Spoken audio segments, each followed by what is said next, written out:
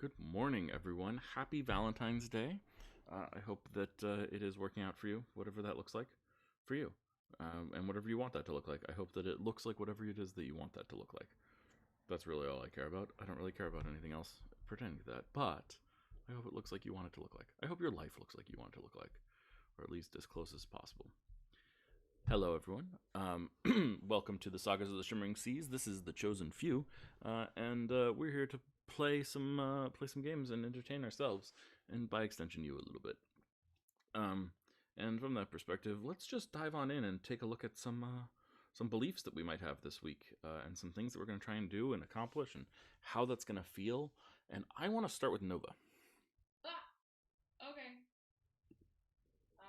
Yeah, I can do that. I am not stalling for time. All right.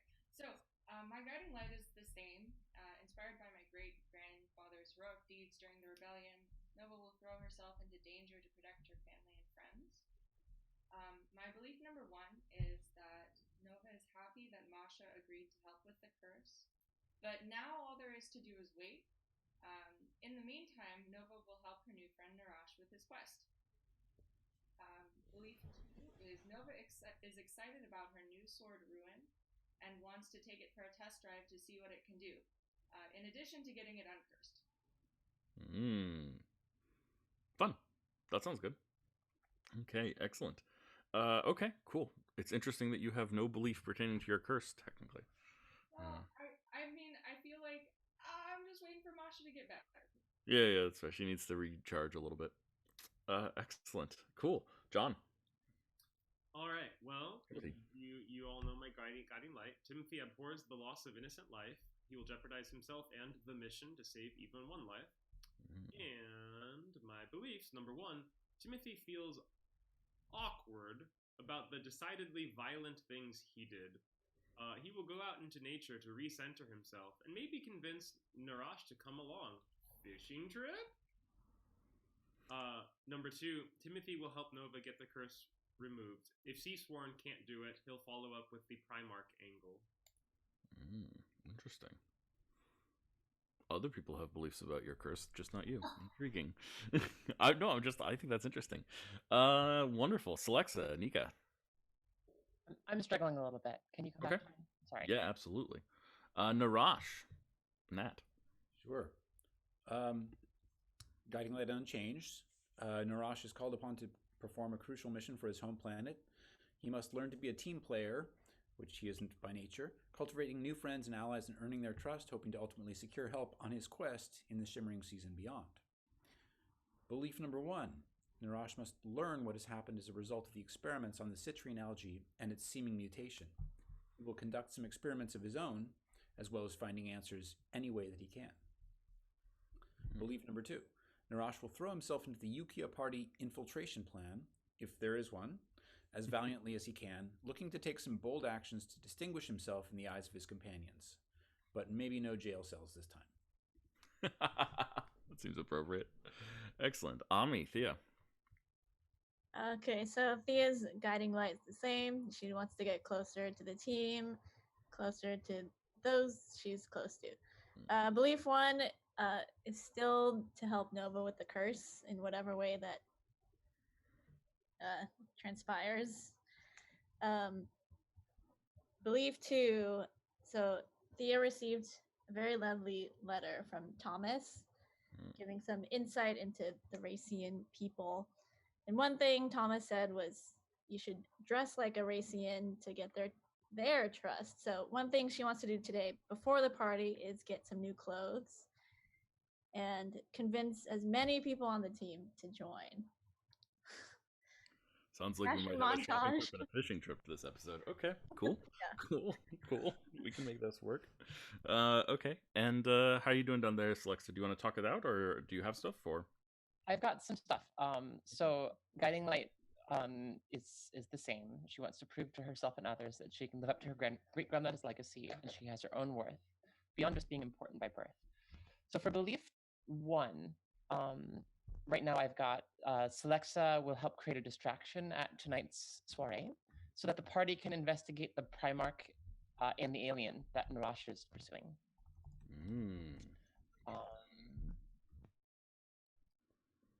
and then for belief 2, I'm that's as far as I've gotten.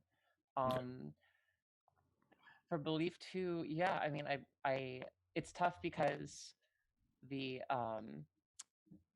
like the curse thing seems like that's hopefully almost wrapped up. I mean, I know that Celexa has some like guilt about how that played out, and so she definitely wants to see that resolved. So I don't know. That could be a belief to see that Do you to feel see like that you need to resolved make it as up I think it to was. one? Do you feel the need to make that up to Nova? I mean, Celexa feels conflicted about it because when like technically it was like her magic that got them into that situation in the first place, but also it wasn't like her idea to be there. And so she was feeling, I think she was feeling really defensive about it when they like got caught. And but then Nova stepped up and volunteered to take the curse, and so that kind of like that kind of thing where that kind of thing where you're sort of like feeling defensive and pissed at somebody, and then they end up doing something to like show that they're the bigger person, and you're like, you know what? Screw you. It's I don't know. It's complicated, right? Yeah, It's of course. complicated. So I think she does feel a little bit bad about it. Yeah. Would that cause you to want to address that issue, or would that cause you to want to avoid that issue, do you think?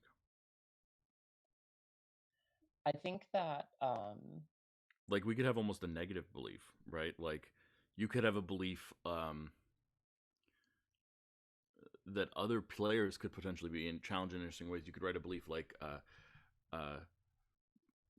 I feel uncomfortable around Nova because of this curse. I will never be in the same room alone with her to avoid conversation, right? And then suddenly Nova over there becomes an interesting foil to some of your tasks. I mean, I think that would be really interesting if if Masha can't cure the curse, like if it's not like right now it's tough because it feels like we're on the cusp of it being resolved. So I will say that doesn't actually end up. Curses are not easily broken, and they're never broken for free, even if a person is freed. So there almost certainly is some cost associated with this. Whether it's a cost that you can or will pay, that's a different question. But curses are big and complicated in the world. So it is we're not wrong to assume that part 1 was rescuing the curse breaker. Part 2 might something to do with how to actually break the curse. Okay, cool. Yeah, I think that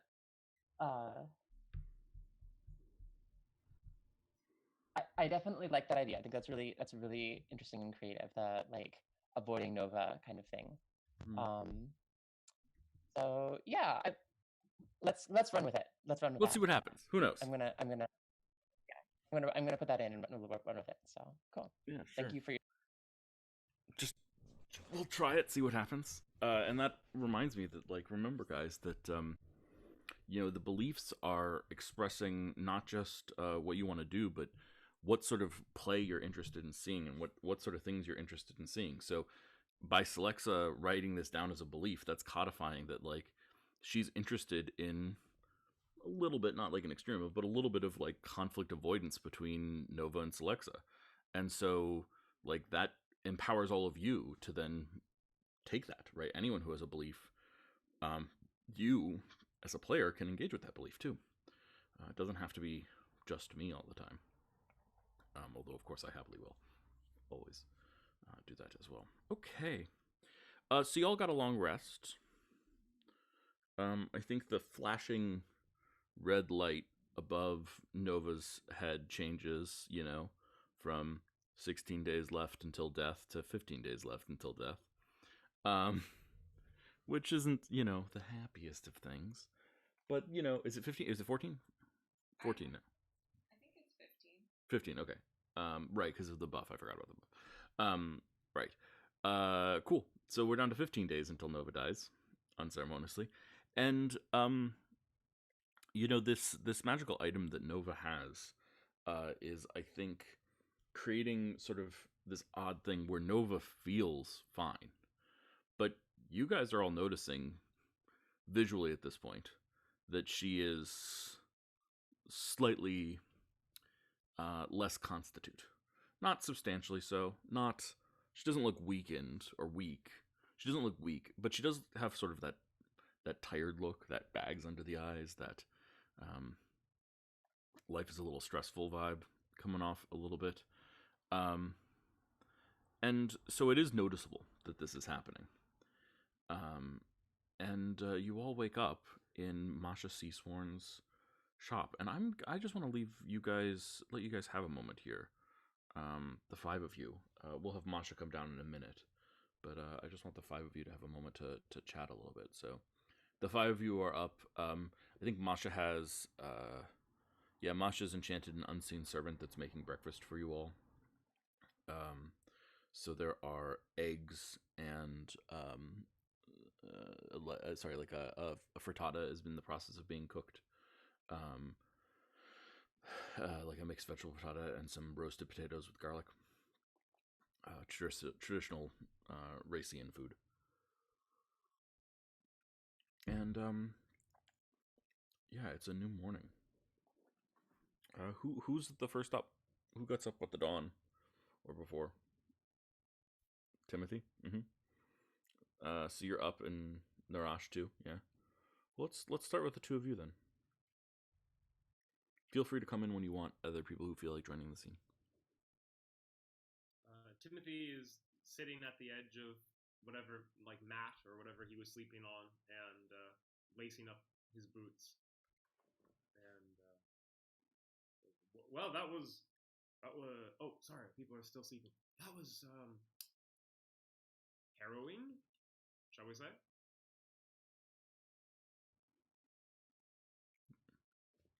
Yes, I was glad though that we got to feed the alligators before releasing them. That really felt good.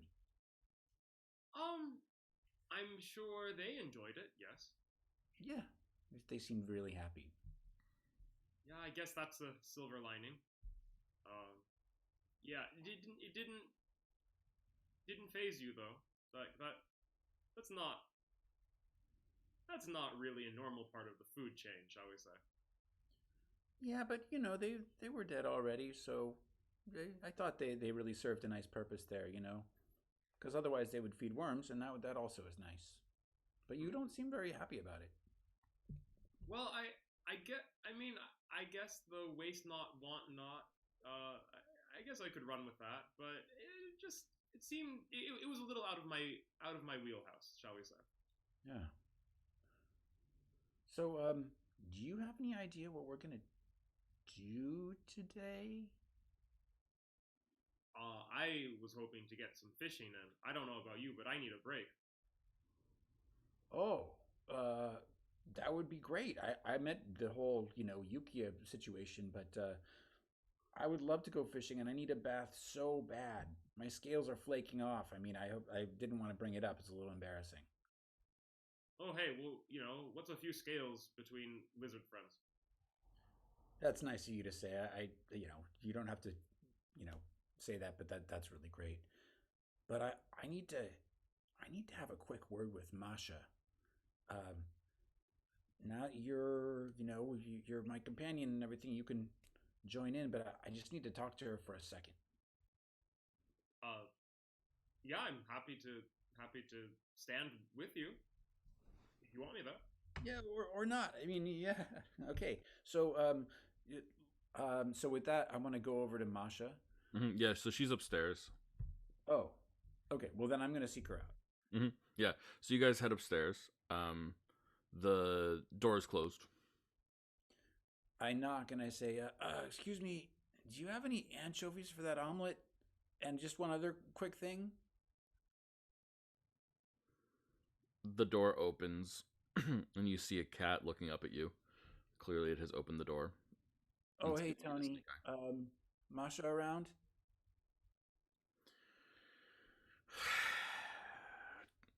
Turns and walks just into the room. Yeah, I follow. Yeah, Masha is getting up. She's got a robe on and looks at you. Good morning. Sorry, seems like maybe disturbing you a little early. Sorry about that. I just had. We're always up so early. Don't you know that people like to sleep in? I'm still a little spaceship lagged, to be honest with you. Um, but and then I want to pull out the vial of the citrine algae. I said we talked about this in jail. What do you know about what they were doing with their experiments? Yes, when I have prisoners, I too share with them all the secrets of the magic that I am uncovering. I Okay, tell yeah, them of that's very magical yeah, things that very are witty. blah blah blah blah blah. I no, they. If you want, I can do tests on it and figure out what they're doing. That would be fantastic. Thank you. And I opened the vial, and while handing it over to her, take a little microdose pinch and put it in my mouth. Mm.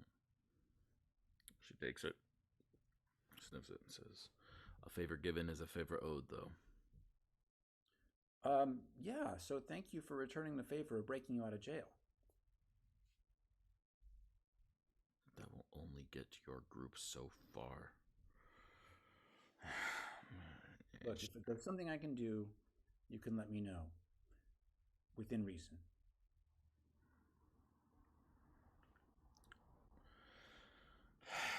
Are the eggs ready? Let's go find out. She walks down the stairs, gets down to the ground floor. I'm going to presume that everyone is up to a certain extent at this point. Although, if anyone feels strongly that they would not be up, Celexa. Yeah. So to take just a moment to backtrack. Go. I remembered what the other belief was that I wanted to have for Celexa. Oh, go for If it. it's all right, I would like please. to like, yeah. So Celexa is fascinated by the pipes that she found, and she senses that they carry great power. But the problem is that she doesn't really know how to play an instrument. So she will try to find a way to learn something about music. Oh, I love it. Oh, that's great. Okay. So with that in mind, when um, uh, when they go upstairs, I think that she kind of like quietly gets up. I think she's poking around the shop, like looking at books or trying to, I don't know. It's on her mind right now, and she's trying not to be too obvious about it, but she's just kind of like poking around and looking to see if she can see anything that is applicable. Beginner's Guide to Hot Cross Buns. yeah. Mm-hmm. I love it. Or if there are other instruments, or yeah, anything that feels. Yeah. Sorry, I'm just looking around my notes for her shop.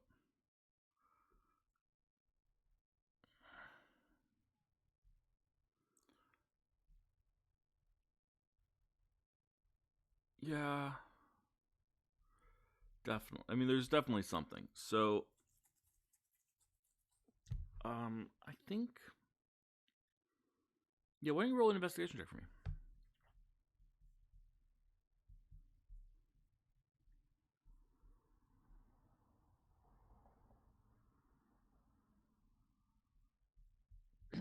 Sorry, I completely forgot about Roll20. So it's going to be just, if somebody wants to roll for me, that's great. Otherwise, I'll be in there in a second. Sure.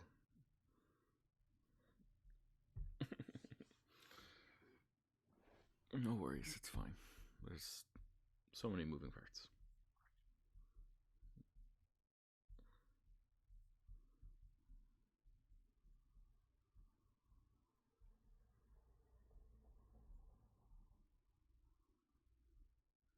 Hmm.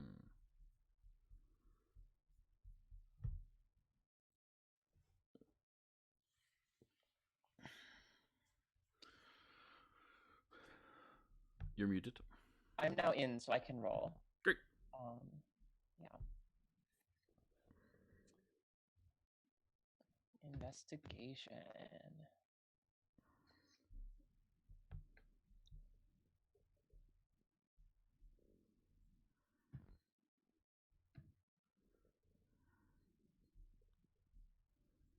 Did that not work? Weird. Okay. Did not go through. Ooh, that's a not one. Okay, roll 1d100.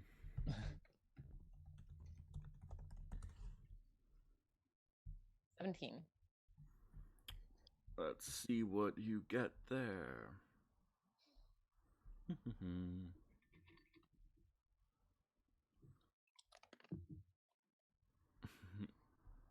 Interesting. Okay. Yeah, so there's a like a thumb piano, right? Little ding ding ding thing that's going on. And you see that underneath it there's like a basics for beginners music training book. And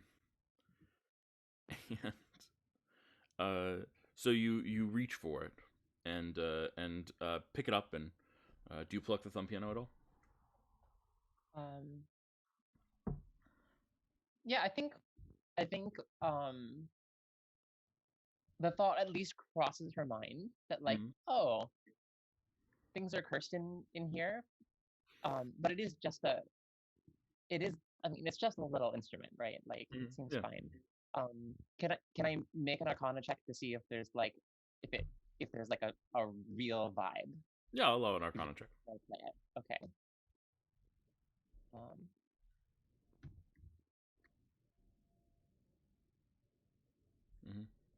Oh yeah, this thing is definitely cursed, and cursed in the most ridiculously comical way possible. So. Okay. I think she's got her like thumbs on the keys, and she's like, and then she gets the vibe, and she's like, maybe not. So she puts the instrument down, and she just takes the book. Yeah, absolutely. So you take the book. That's great. The book is also cursed, and awesome. it's cursed with tone deafness. Oh, great! I love it. That's perfect. Beautiful. Perfect. So, Celexa, whatever musical talent you had yesterday is gone now completely. Well, it's great because she didn't really have any. Yeah. So, so you start reading through it, and it's like telling you some things. It's teaching you like sort of the basics. So, like on an intellectual level, you are capable of studying this and learning a little bit. Absolutely. Well, I think Celexa she's gonna try to kind of like, it's a little embarrassing. Like to like be, she's never like been that like interested in music or whatever, and it's like, I don't know, it's a little bit embarrassing. So she's gonna like kind of hide the book a little bit and just kind of try and read it on her own. So she'll like she'll I don't know. I guess probably when they come down, she's probably in a corner somewhere trying to like kind of read it privately. Yeah, I love it. I just want to say for the record that I have run a lot of games, and pretty much, and because I am a classical musician, a lot of my players are classically trained musicians, and for whatever reason, and I don't know what this is, and I will admit that I am part of the trend as well. Almost every classical musician I know who does play a bard doesn't play a musical bard. They play a theater bard or a writer bard or something like that. Like it's very uncommon for in my experience for classical musicians to play musical bards, and I do find that funny. And now I'm looking at our private chat, and I see why. There's nothing but bad music puns over there and bad music jokes. I love you guys. Happy Valentine's Day. Okay. So Celexa is in the corner of the room reading a book as Masha comes downstairs. The unseen servant sort of dumps the frittata onto a large plate and starts cutting it up. So this frying pan just sort of turns over, and now there's stuff, and starts cutting it up and dishing it out onto plates and handing it out. Masha starts eating. Can we trust this? Are these eggs also cursed? I feel like everything in this building. I'm eating it, aren't I? Yeah, but I feel like you probably have some sort of strange... Look at that tree. Yes? It is frigging beautiful. Okay. Not everything is cursed. Okay. Do I still have a communication going on with the tree? Yeah. I just say to the tree, how's the food here? The soil is delicious.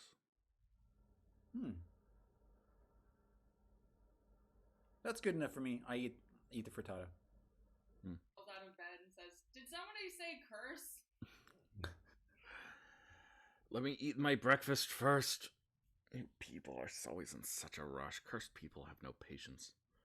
I think as soon as the plates came out, Thea just woke up and walked to the table and started. Nova, you're not looking. I mean, no offense intended here, but you're not looking great. Oh, I feel just peachy. And Nova coughs up some water. Well, the sword was kind of making all the gold pieces around it kind of deteriorate, wasn't it? Yeah, I mean, it's like cursed or something. It's fine. What's another curse? How many curses can one person have? I mean, I would guess more than 2, but I would rather not find out. You can't have more than 7. Oh, that's good to know. You know anyone who's had 7 curses? Yes. All right. Well, that they have a great life. It seems like once, I mean, that's kind of nice. Once you have 7, you don't have to worry about getting any more. Right? Yes, in fact, a friend of mine who has lived a long, long time and is very annoying, and I think sucks as well, in pretty much every way, has this belief that he cursed himself minorly 7 times. Well, actually, he didn't curse himself because it doesn't work very well, but he received 7 minor curses to prevent himself from having any major ones. His entire life is a little bit annoying, but never that painful. Isn't that just life? Yes, it's a little bit more annoying than just life, and he's lived a long time, so it's very annoying to me, but what you gonna do? I, for one, I guess, I'm just glad I haven't had any curses. That seems like that would be a real pain. Yes, it's annoying. Getting rid of them is annoying, but I smell something. And the door opens, and there's nothing there except a bag that comes floating in, and you realize that there's a second unseen servant, and this one ran to a bakery and has brought in muffins and baked goods. Are these for us? Yes.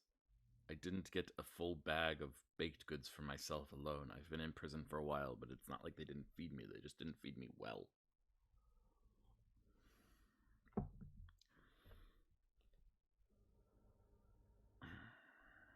Well, speaking of curses, what do you think of, Nova's water thing?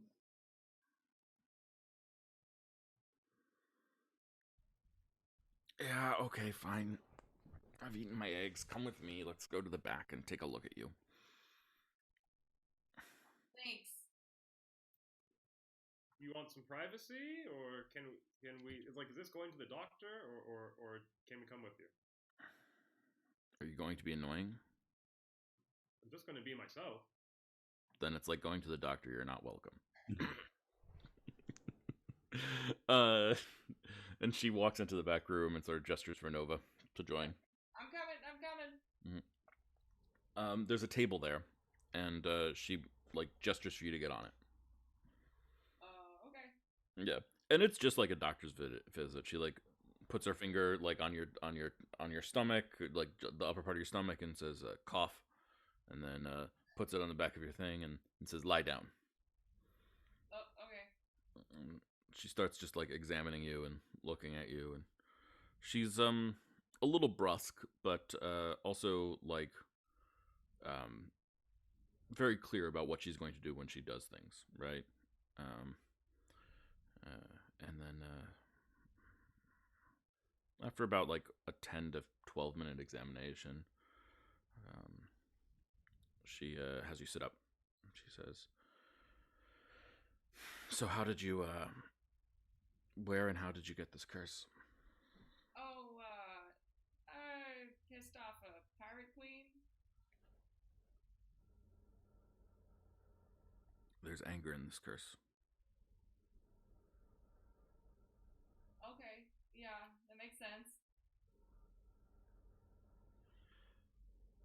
I can break it, but I'm not certain you'll want.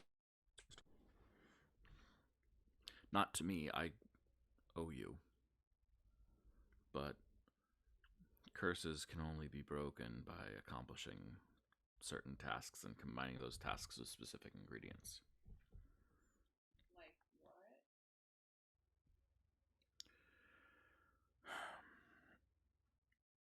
When a curse is forged in anger, only anger can break it. I need the blood of someone you hate. Huh. And it can't just be dislike. It can't just be an opponent. It has to be someone that you actively hate. Do you hate anyone? I don't think so. Hmm. I mean, that guy who broke my sword, I kind of hate him. It's not bad. We can probably make that work. How much blood? Not all of it. We don't need to kill him or drain him or anything like that. Okay. Well, that seems convenient. That does seem convenient.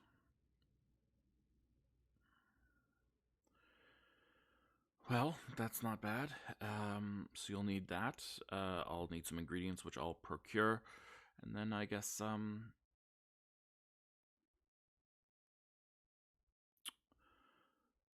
yeah, that'll be it. Oh, just a side thing. We'll need a friend to make a sacrifice for you. One of your friends will have to sacrifice something that they care about. Okay. You know, something of meaning, something of value. The more valuable it is, the more likely the curse will break. There's always risk. Oh, okay. I guess I'll talk with them and Yeah. see. Shouldn't be too bad. This is a nasty curse, and it's a powerfully bound curse, but it's not. It's certainly not the worst I've seen. That's comforting. Though it is very deftly applied, I will say. I can see it piercing into the portions of your soul. It's whoever did this was very, very skilled at what they do. They knew how to, and like she starts talking to you about like describing how she sees the curse, and like she kind of is describing it like lovingly in a weird way, like not that she's interested in the curse, but like, you know how sometimes you see someone who's done something that like isn't a craft that you are very familiar with, and you're like, wow, that's so cool, look at how well they did this, you know, it's so clean and so precise. Listen to the way that it pierces into the portions of your soul and slowly leaks it out like seawater through your mouth. That's fascinating. I just love it. Yeah, it's a great curse. Though, sorry, not for you, I guess. Fair enough. Thank you, Masha. Well, thank you for freeing me. Now I'm gonna go look at this citrine algae stuff that Narash gave me. That sounds fun. Can I help? Roll a persuasion check.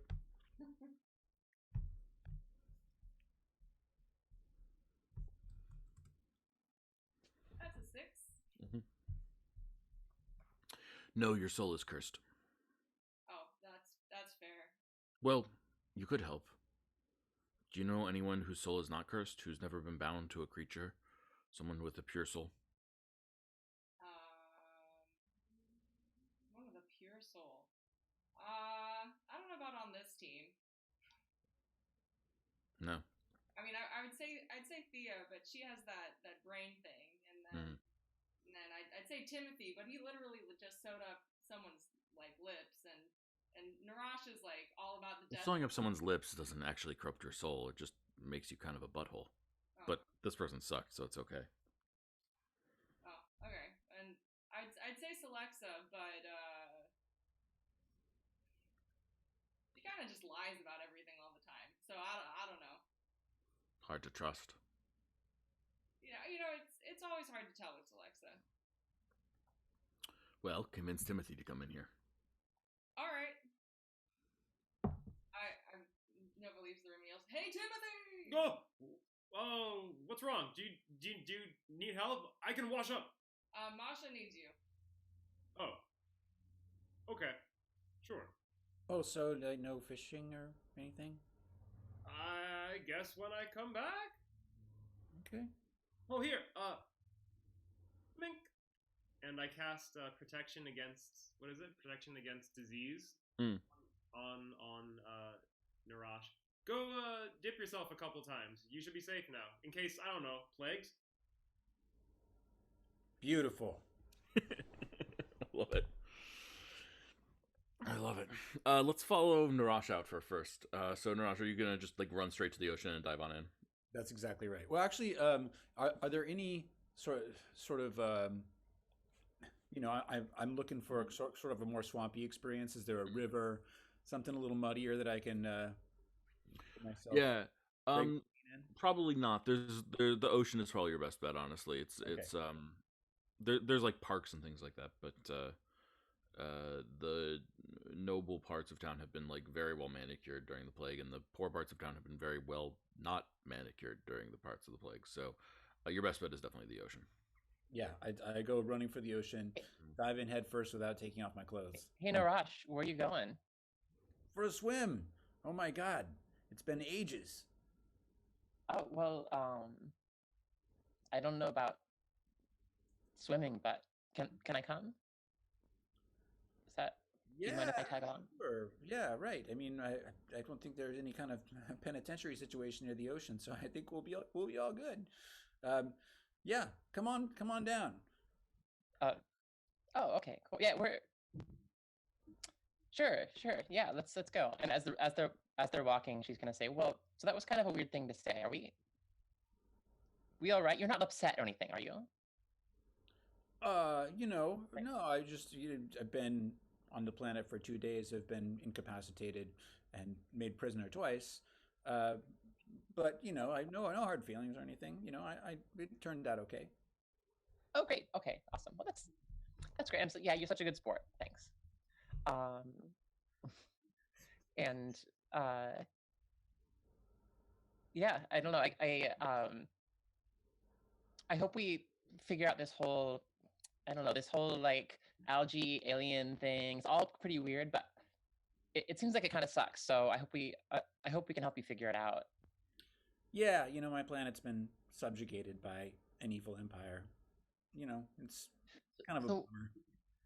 If you find this alien you're chasing, what are you gonna do? So when Celexa says that, I kind of get really cagey and like, well, I mean, she's a criminal and everything, and if she has this store of citrine algae, she's an enormous danger to everyone, but especially my planet. So I'm gonna have to, take some serious steps.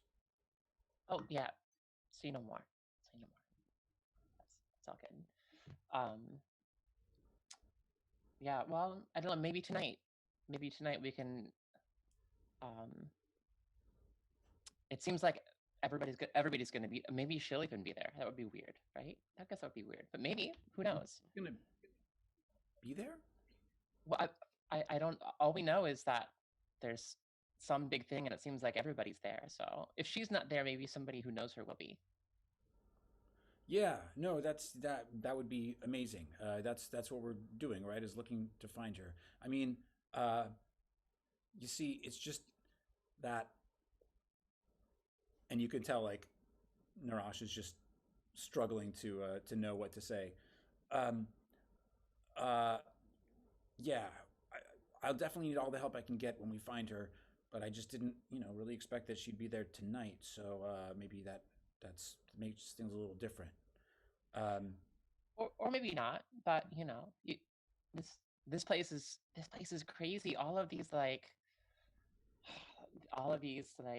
the um the Proudwaters and all of the like politicians, and I mean it reminds me exactly of everything I left back at home, and everybody's just got a stick up their butt, and it's just it just drives me crazy.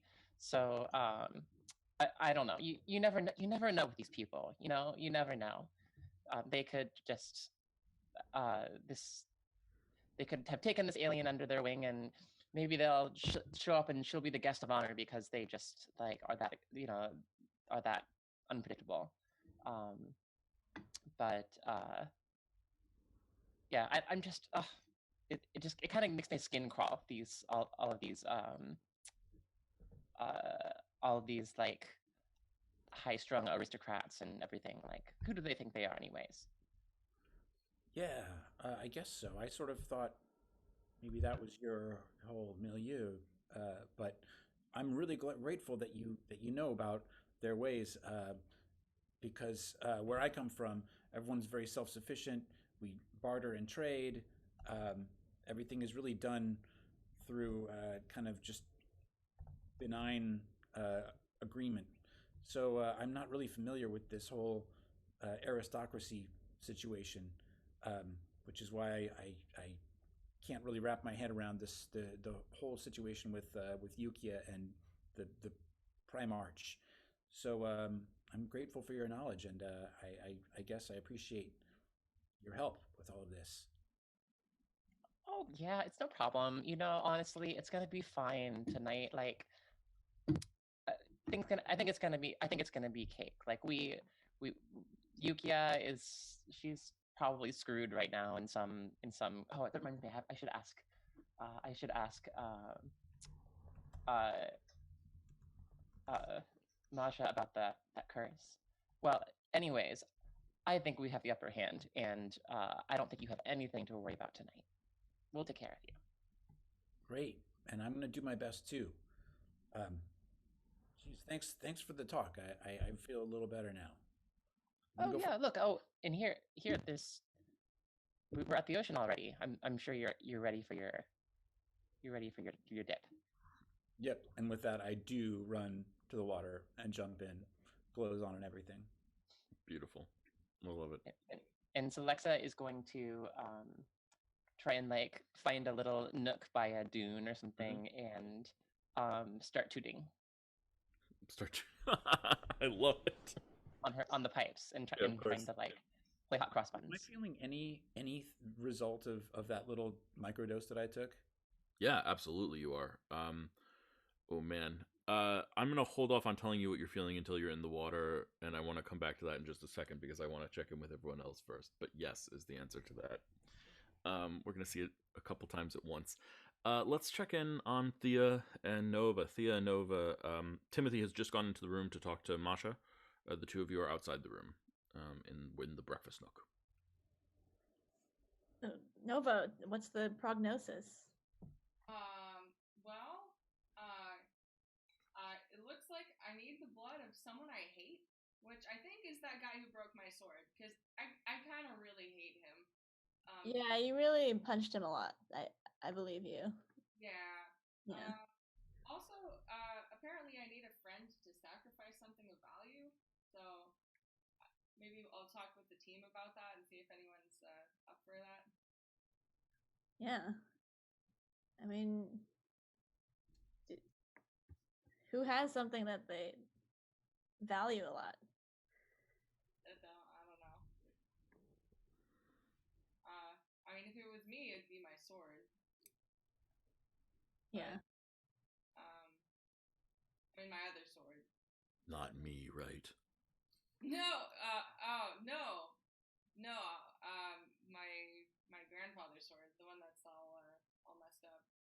If you want to sacrifice it, I could destroy it for you. No, that's okay. Your voice sounds different than the last time we talked. Oh, does it? Pardon me. Wait, can I hear this? No. So I just hear this one-sided thing. Yes. Yeah, my sword's talking to me again. Sorry. Oh. Oh, right, it's cursed. Yeah. Hey, I have an idea.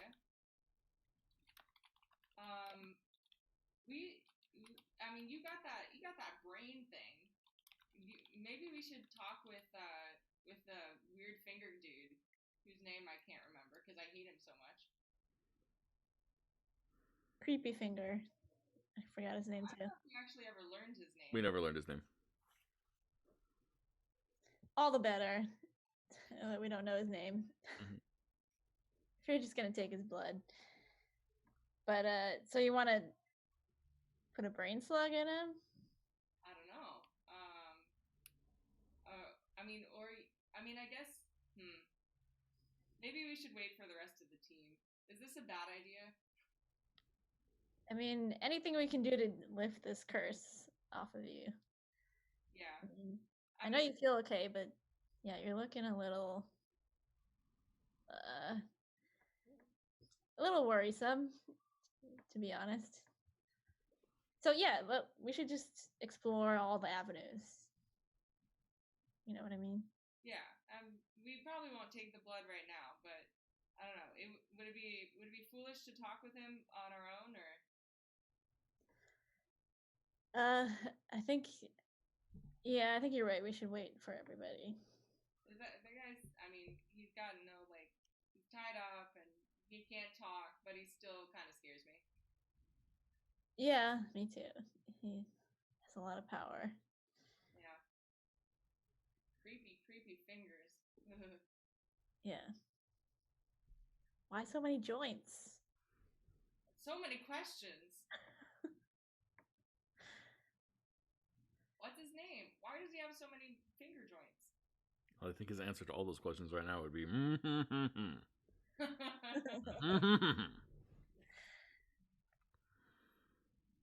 Yeah, maybe I'll talk to a brain shrimp. See if any of them are up for it. I'm not sure if Xeris will be, but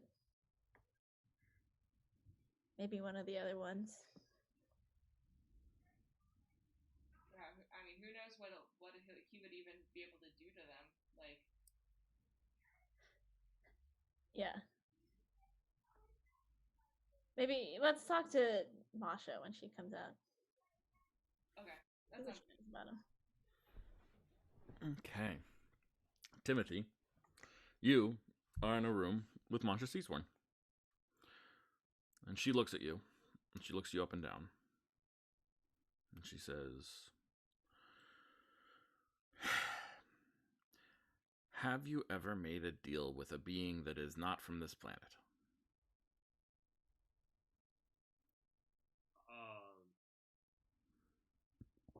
Do the Kva count? No. Well, that's a good question. Probably not. Do compromises count? No. I'm talking about a deal where someone gives you power in exchange for your subservience or anything like that. Oh, I see. Like selling your soul to, jerk-ass gods. Yes, exactly. No. Great. And you know that if someone makes an offer to you like that, the correct answer is... no. Great. Excellent. We're going to get along really well. Yes, but now I'm worried. Okay. So, your friend, Narash, yes. just handed me this stuff. They're testing it, and I need to test it too. A cursory and glancing examination tells me that this will, shall we say, make you more receptive.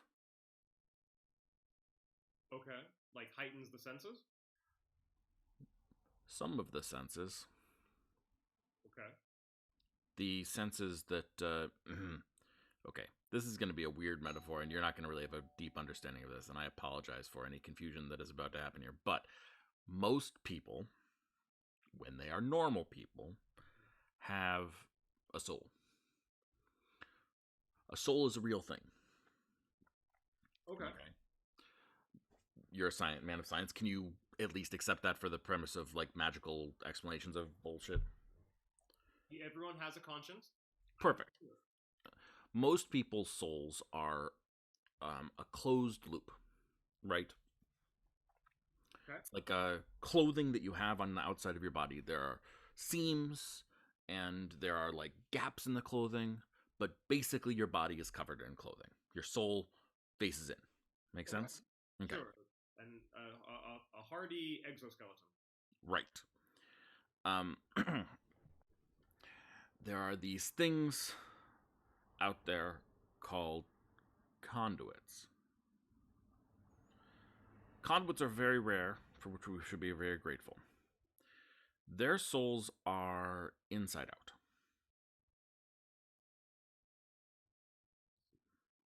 An endoskeleton. A normal skeleton.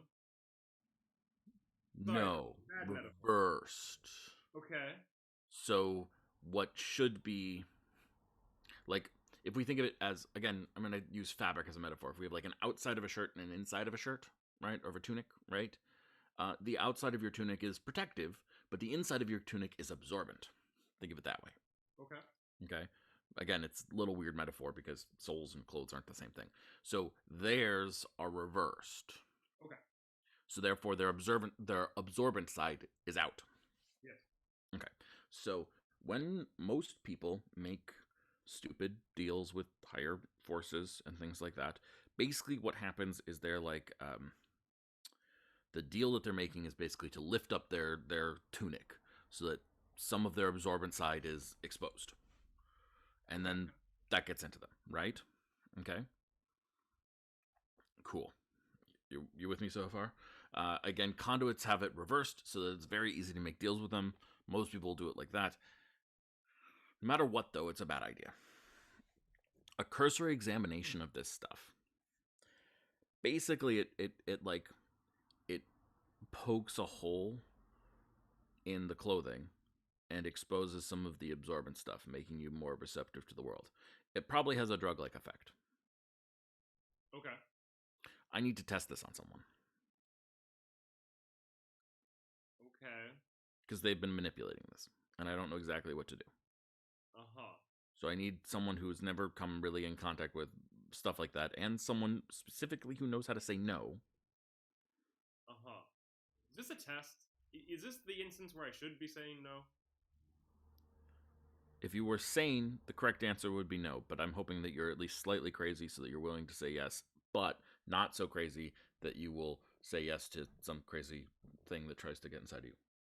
I mean, to be fair, a lot of people have called me crazy in my life, but I've always just reframed that as driven or motivated. Good. Driven and motivated is good. So you need me to lift up my tunic. Well, yeah. Well, no, I'm going to poke a hole in it. Okay. Is it two questions? Mm. Because, I mean, let's just reframe this as for science. Yes? Yes. Oh, this is absolutely for science. Magical science, but science. Okay. Is this going to help Nova? No. Is this going to help Narash? Yes. Is this going to help humanity? It will help me understand what... Okay. Where you freed me from. Yes. The Proudwater estate basement. Can you agree that the Proudwater estate basement was a horrible place? Yes. Would you agree that it was run by relatively horrible people? Oh, yes. Would you be comfortable if I used the word villain to describe them? Yes. Great. The villains are trying to do something with this. If I understand it, it may help us stop the villains. Okay. So a countermeasure to prevent them from doing something nefarious. Yes. Okay. Last question. Go for it. Please, ask as many questions as you need. Is this going to hurt? And will there be lasting side effects? to the first one, as long as you say no to anything that is offered to you, if anything's offered to you, and I'm not even saying that something will necessarily be offered to you, but as long as you say no, then the answer is no, it won't hurt. Or if it. Did you ever experiment with drug use in your youth? Not so much my youth, but I mean, you know, I go into various fishing tribes, and different tribes have different. Yeah, like the toxic pufferfish people from the southern island that like lick that pufferfish or whatever.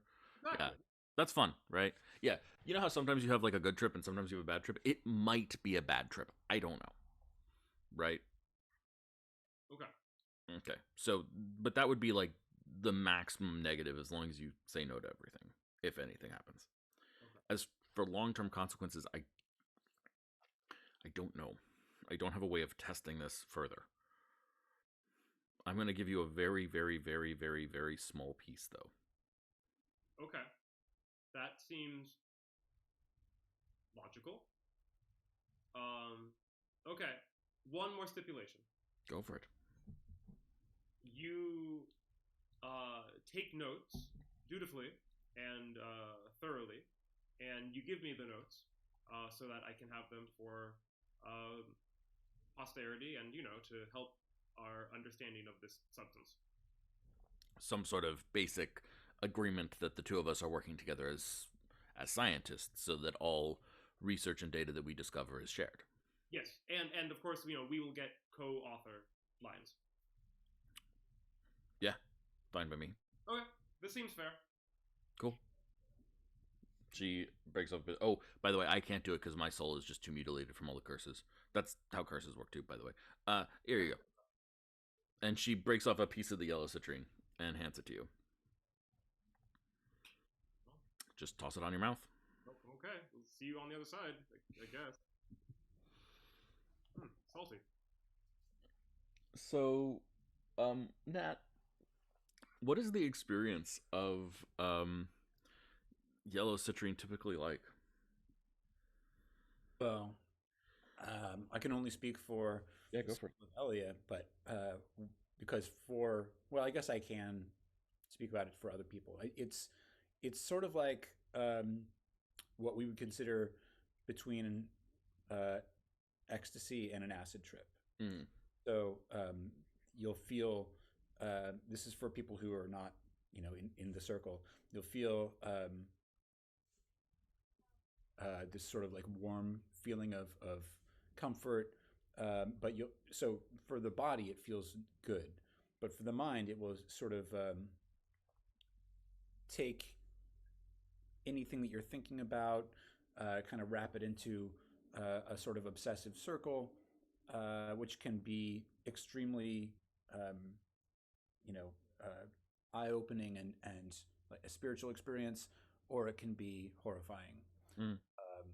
And there definitely are visions and things that one hears while under the influence. For shall I answer for what it would be for me?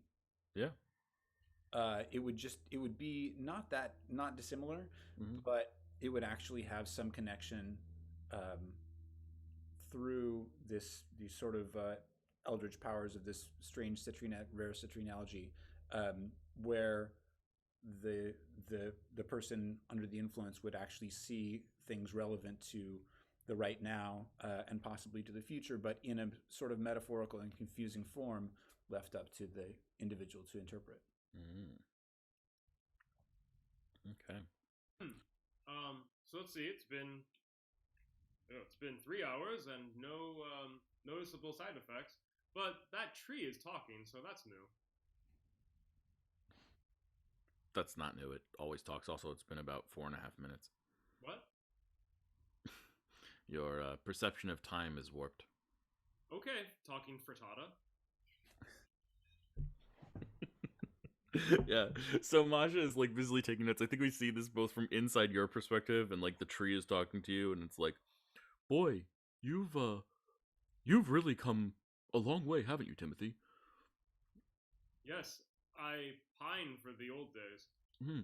Yes, your wife must miss you a lot. You know, I hadn't thought of that in a while. Oh, really? I thought you were thinking about it all the time. Well, I don't usually admit that, talking tree. Did you know that there's a giant mouth at the bottom of the ocean that's just waiting to eat the whole world?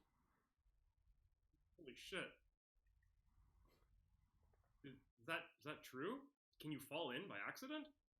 Are we in the giant mouth right now? Is this purgatory? Aren't you being devoured right now? Can't you sense it? Can't you feel how you're being devoured right now? Oh, those floor slats are teeth. Yes, they are, and they're munching on you right now. And boy, aren't you tasty? Don't you think you're tasty too? Yeah, I taste like lizard. Yeah. Don't you think that it would be fun to taste that all the time? Doesn't it make sense that people would want to eat you? In a sense, yes. Yes. Well, ain't that just the cheesiest thing ever? Cheese is so tasty. Yes, cheese is tasty. Okay. So you come out of your trip, and Masha has like pages upon pages of notes. She was asking you lots of questions the entire time of the process, and she was also scrying and using magical tools to deduce what's going on. And she looks at you, and she says, "Are you back to yourself?" I think so. You look like Masha Seasworn now, so. Well, I am Masha Seasworn. Well, that makes sense then. Were you the tree? Or were you? No, I was the frittata. At least I think I was the frittata. Okay. Yes. Oh, I said yes to something. I mean, well, I said yes, cheese is delicious. Does that count? No, you're fine. Okay. You do have permanent damage, though. What?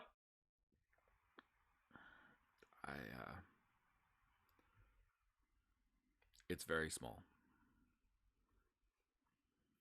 What got damaged? Your soul? Do I need my soul for science? No, you'll be fine. It seems small enough. It's like there's a pocket in you.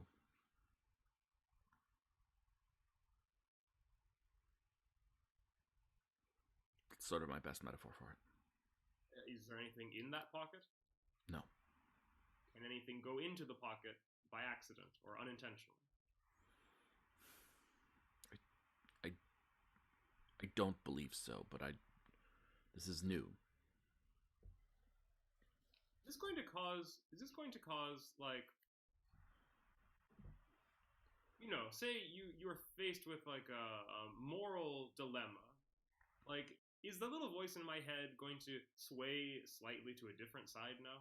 No, nothing like that. Okay. Well, I can live with it then. Okay. But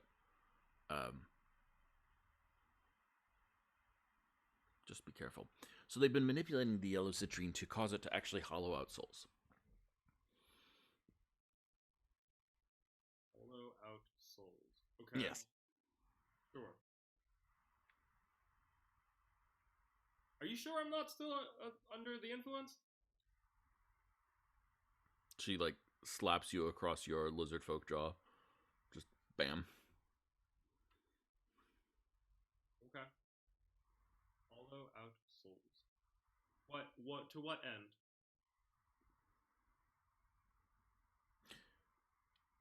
I think to serve as a prison.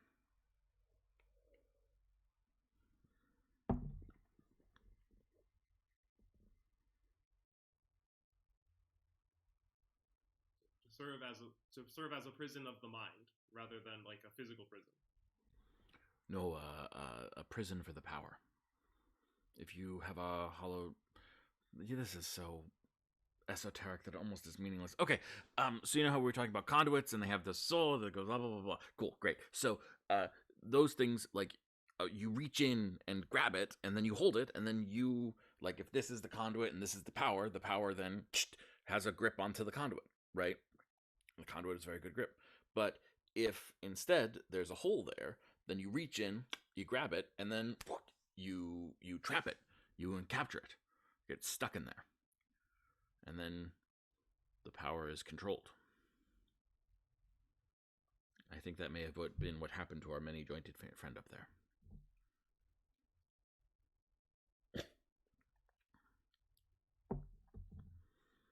Okay.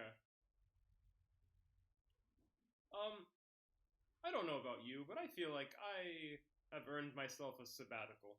So, if there's nothing more. Yeah, get out of here. I'm gonna work on Nova's damn cure. Okay. So, Narash, your experience in the ocean is much more pleasant than than Timothy's experience. Really what you feel is like the salt doesn't bother your skin at all, and doesn't bother your eyes, and the beautiful like coral reefs and whatnot just start to grow and expand and sort of are just vibing with you. It's very beautiful, the colors that you see and the lights that you experience, and everything around is quite lovely. And I dip and dive around and tickle sea anemones. yeah, absolutely. And then you see something.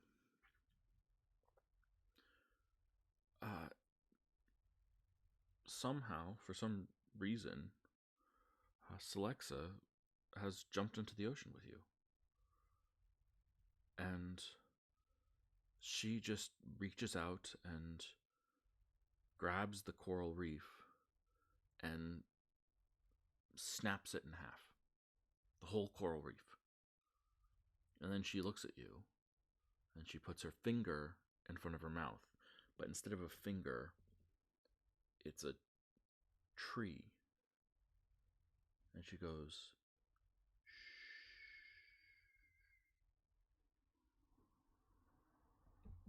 and then she disappears. Am I aware from my past experience that this is part of my response to the drug? Yeah. Yeah. Probably not at first. When you first see her, you're like, oh, she joined the water. But then it becomes very, very clear that, Selexa's finger's not a tree. Coral reefs don't rip in half like that. Mm-hmm. Right? It rips in half almost like an image from a video game, more than like an image from reality.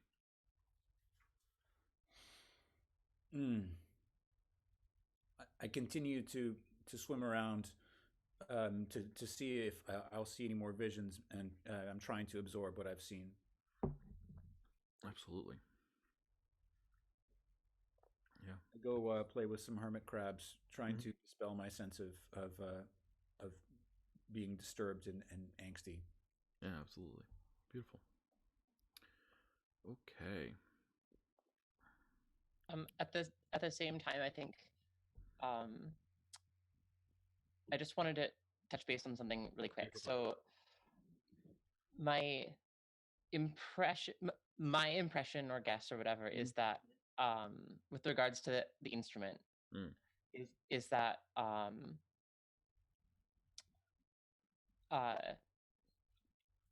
obviously I don't have proficiency in the instrument, so I can't I don't know how to perform on it. Yeah. Right. Yeah. You get but I could potentially still use it.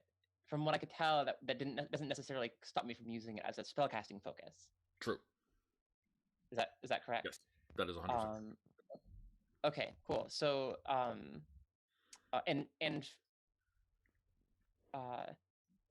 so I wanted to try to use it to cast speak to animals. Speak with animals. Yeah. Is there a particular animal you want to speak to? Probably see if there's I mean, she's kind of hanging out on the beach, and so she'll see if there's a seabird or something kind of wandering around. Mm-hmm. Yeah, there's seagulls. Is that okay?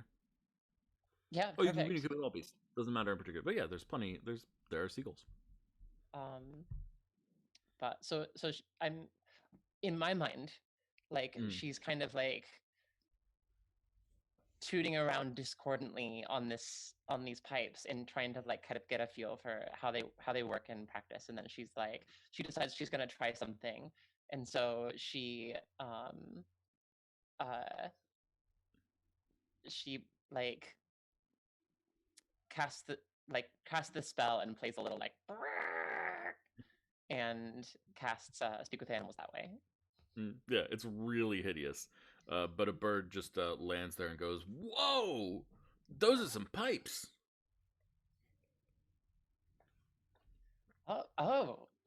Yeah, well,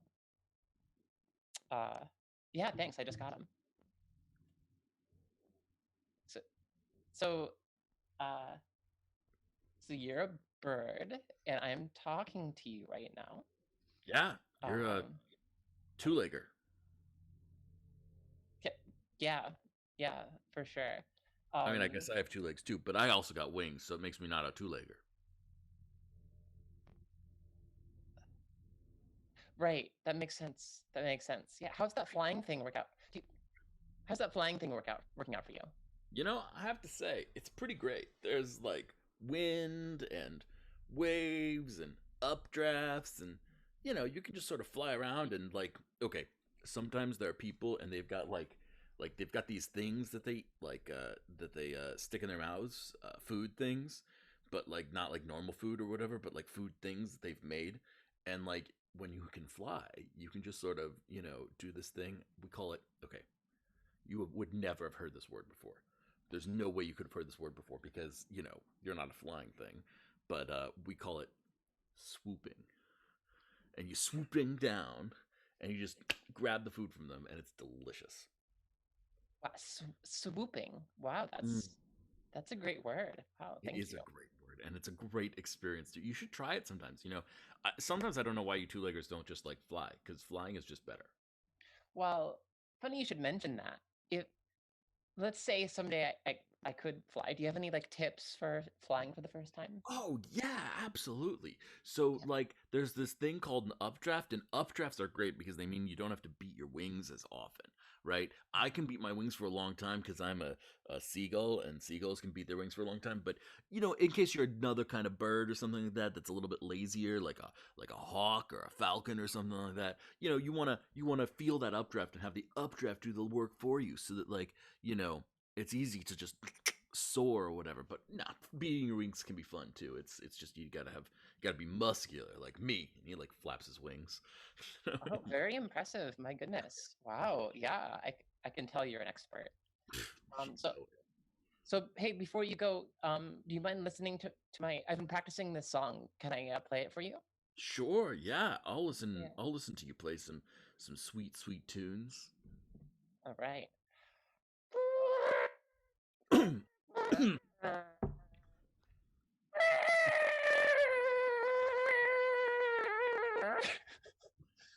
How'd I do? Yeah. How was it?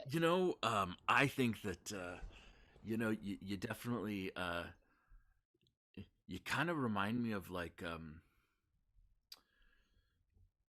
okay, so my friend Biff, okay, Biff the seagull. The other day, Biff was doing some swooping, right? And Biff's a little bit hard of sight. Swooping, right? Yeah, swooping. Yeah, Biff is like hard of seeing a little bit. He can't really see super well, and so he thought he was swooping down to grab like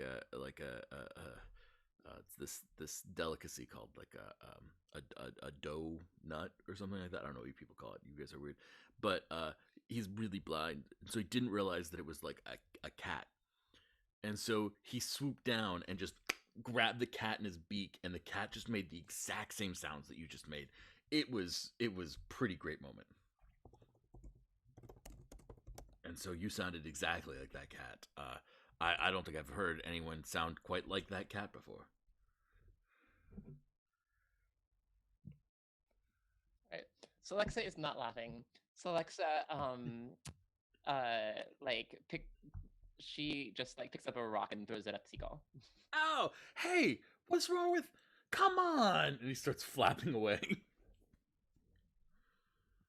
I can give you lessons. Here, try to do this. Ah. Just starts honking. Niraj, Are we leaving yet?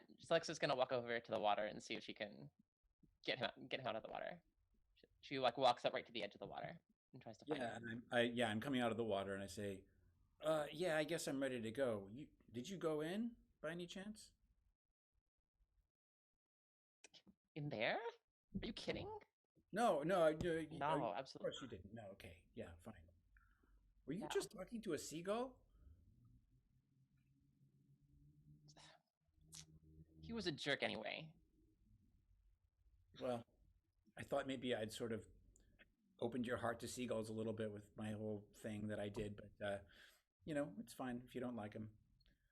I'm ready to head back. And meanwhile, I'm sort of like, yeah, we should probably. I'm giving Celexa a little side eye because I'm sort of still a little bit in my brain about what happened. Okay.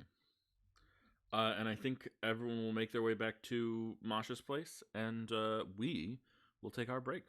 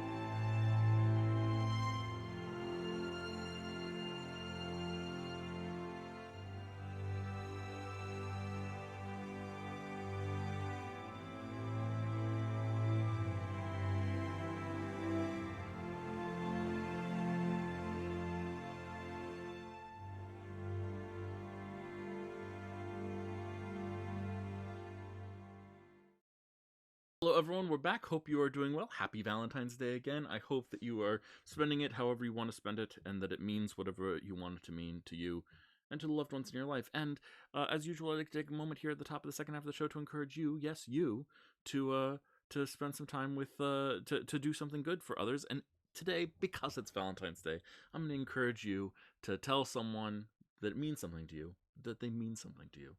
Just remind them of this, because it's sometimes hard for people to remember that. Sometimes we forget that we mean things to each other, and we feel isolated and alone. But the truth of the matter is that we are all in this together, and there is an interconnected web of humanity that blah blah blah blah blah blah blah hippie shit. But from the framework of Valentine's Day and love. So tell someone what they mean to you and that you love them. That's my advice for you today and this week. Speaking of which, if you are enjoying our content, please follow our channel. Subscribe to our channel if you're crazy. I don't know why you would do that, but if you do, I'll take it. I'm not going to object. You can make that happen. We've got 3 shows on it. I know, 3 crazy shows. Who would have guessed? We've got this show on Sundays. You're watching it now. Apparently, it is. This is going to be drug and shopping episode, which I think is great. Let's do it every once in a while, you know? I love drug and shopping episodes. On Thursday mornings, we've got the Hidden Tomb of Akarut. They're in the middle of a fight for their lives and or vengeance right now, because vengeance is a cool thing that they are dealing with. One of fan favorite Mochi was disintegrated by a shaman 6 levels ago. So almost a year ago now, actually. A little over a year ago now, I believe. Mochi was killed. And they have finally fought their way back there and are now on a quest for vengeance. I think the Blood Mage wants to sacrifice the shaman. I think the Paladin wants to destroy the shaman with divine smites. I think I think the Rogue wants to assassinate the shaman. You know, it's all very hate the shaman. And you know that sounds appropriate to me because he disintegrated Mochi, and Mochi was frigging adorable. So boo on the shaman. So they're in the middle of a fight for their lives, trying to do that. And then on Thursday evenings, we've got the assassination of Primarch Magley Black Eyes. If you've been watching this show and you've been noticing that, wow, life in Ray C, the capital of Chalestra, kind of sucks a little bit, you know, you're not alone. Everyone seems to have noticed that. And one fabled and broad group of adventurers who are so cool decided that they wanted to do something about that, and they are trying their darndest to save Chalestra. Now, admittedly, right now they're on a quest and they're outside the city, but they'll be back before too long, I guarantee it, and they'll get back to trying to save Chalestra via assassinating Primarch Magley Black Ice. But more importantly than that, they've learned that kind of rather than just kill him, they have to destabilize his entire regime, and that kind of means unraveling some of his plots. And Magley Black Ice has lots of plots and lots of problems. Spoiler alert. They've had multiple opportunities to assassinate him and have every single time chosen not to.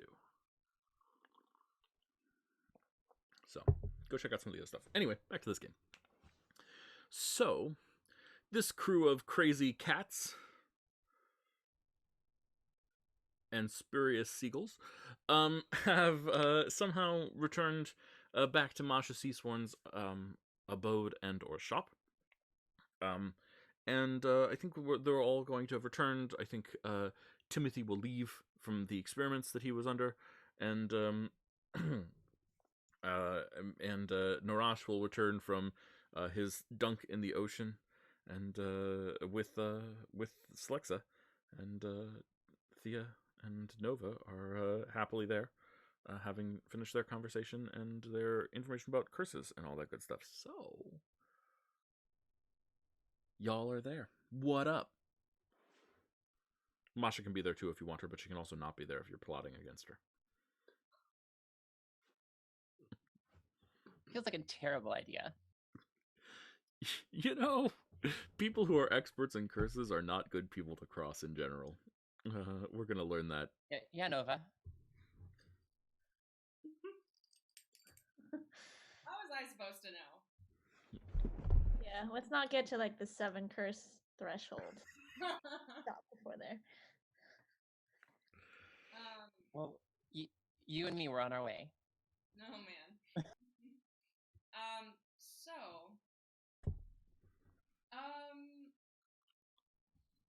We have this many jointed man under our custody, and we need his blood.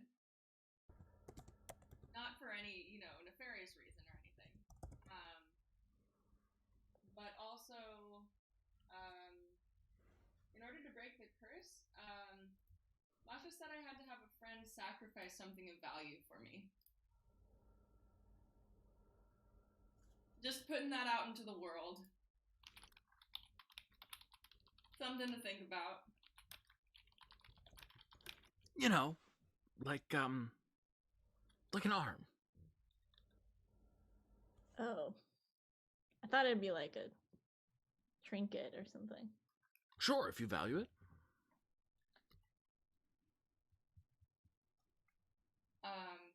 Yeah, but it has to be something good, otherwise it won't work.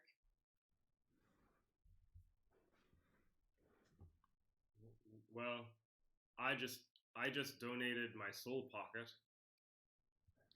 Now, what does that mean, Timothy? Yes. Yes, what indeed?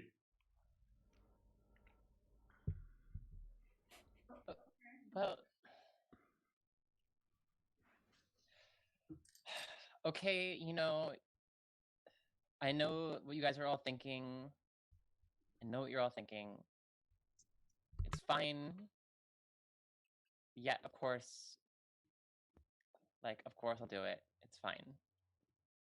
Here, you can have, look, you can have this, all right? You can have this. And she takes her,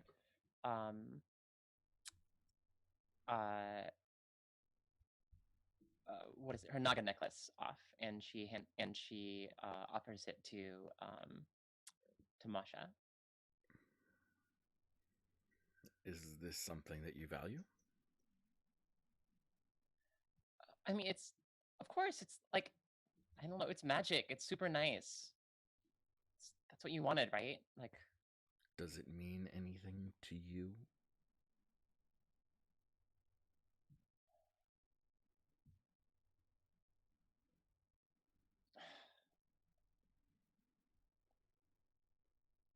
I don't even know what that means. She just takes it back.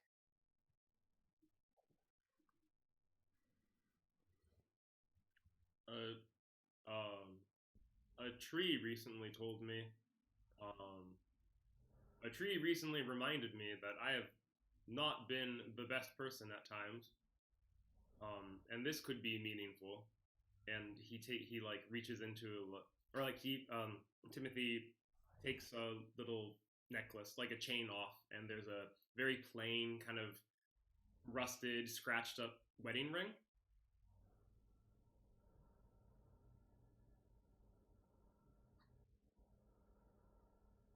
I don't know if this would do the trick. I'm going out on a limb here.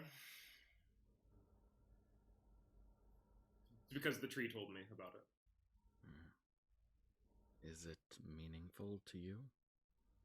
You know, I didn't think it was, but recently, surprisingly so. The ring is meaningful, not the relationship? The relationship is. So are you sacrificing the relationship? I see your point.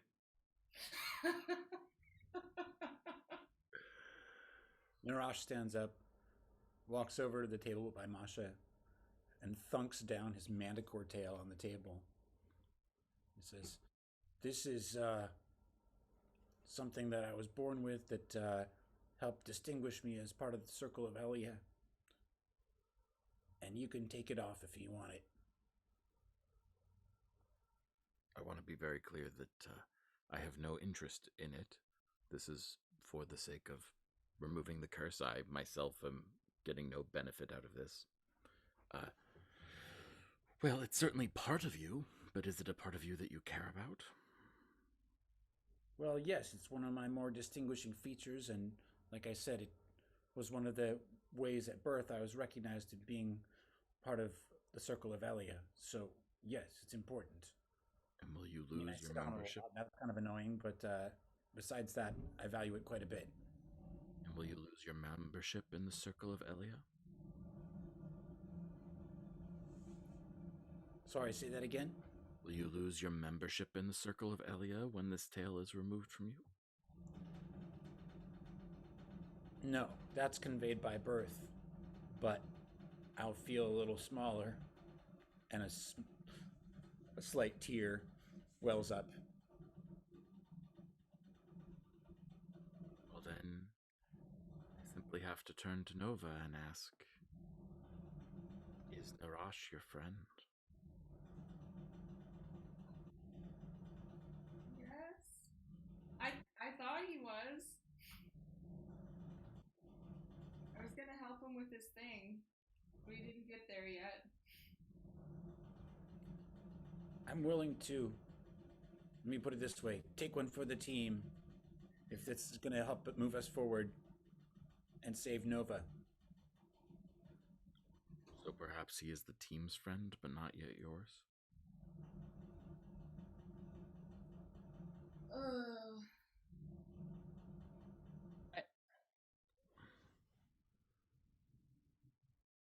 Oh, come on. Are you serious? Like, he's offering to cut off his tail for her. You don't think that's a friend? Yeah, I didn't hear a part of the instructions being the whole friendship thing. It has to be a sacrifice from a friend. That's what I said. Oh, right. No, we're hella tight. I thought we were cool. Okay. I'm just asking. Well, I mean, what if just to be sure, we just all spent the afternoon together without even fighting something or breaking out of jail or anything like that? We could go out into nature. It's very quiet there. You know, you're alone with your thoughts, but together with your thoughts. Does anybody have some drugs? I've made friends that way before. Masha just like raises one ridge of the eye. You know, no brow, of course, but Or we could even go shopping. I know it's kind of weird coming from me, but I got some really good advice saying Racians like people who look like Racians. And right now we don't. We look like foreigners, dressed how we are. Plus, we've been wearing the same thing for like a couple months. My armor is timeless. It looks great. It looks great. I just think, you know, we could update some things.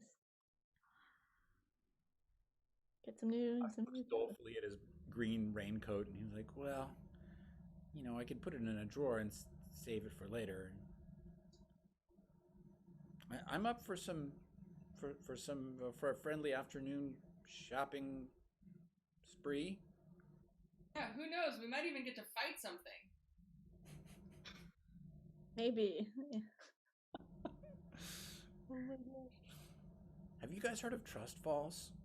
Never mind. Let's do the shopping thing instead. I mean, we also have like. Am I crazy for saying this? That we've got like a thing we were gonna do, right? Weren't we? Was that not? Is that? Are we forgetting about that? Are we saying we're not gonna go back to Yukia's, back to the Proudwater thing and see what's up with that? Well, we've got time. That's yeah, that's like noon. Oh. We don't have a plan, but it's noon. Okay. You know, we'll say. You know. Well, Morning of what roads. if we? Okay. I'm not saying no, but what if we take a few minutes and make a plan, and we then go hang out and, you know, go have some, go like shopping and have some mimosas and, you know, I don't know, have a bonding afternoon. How does that sound? Yeah, let's pregame for the Yukia thing. sounds good. So, but can we make a plan first? Yeah, let's think of a plan. Okay.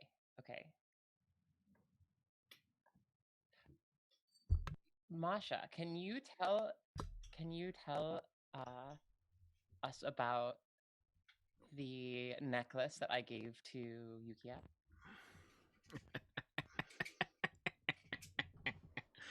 Um, you cursed her with the inability to say no to her subordinates and to others. Oh.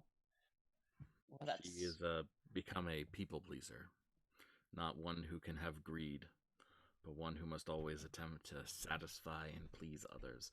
It is. I could not have picked out a better curse had I picked it myself. Tony chose well, and you executed it well. She is definitely well and truly cursed at this point. Well, doesn't that make it easy? We can just walk in, make nice, and ask for what we need. Well, she will certainly know Well, if you that walk in doesn't... and ask, and she can then tell that to other people. You have to be careful with that. And even a curse can be broken. Well, One how of did the... we get in the door in the first place? Sorry, say again? Oh, I'm talking to everybody here. How are we getting in the door in the first place?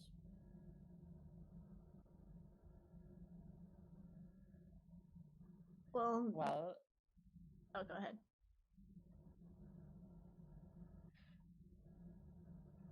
so I was figuring that I would show up as somebody that she knows, and Celexa takes the form of the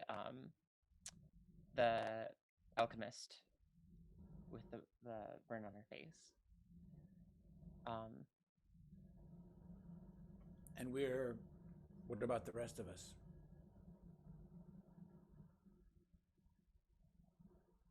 Well, I did try to leave a little bit of an open door with the guards, with the password shenanigans. So that might get you out of a tight spot. None of us have actually been seen by anyone who's still there. Right? Well, if the Primarch is there, he has seen us.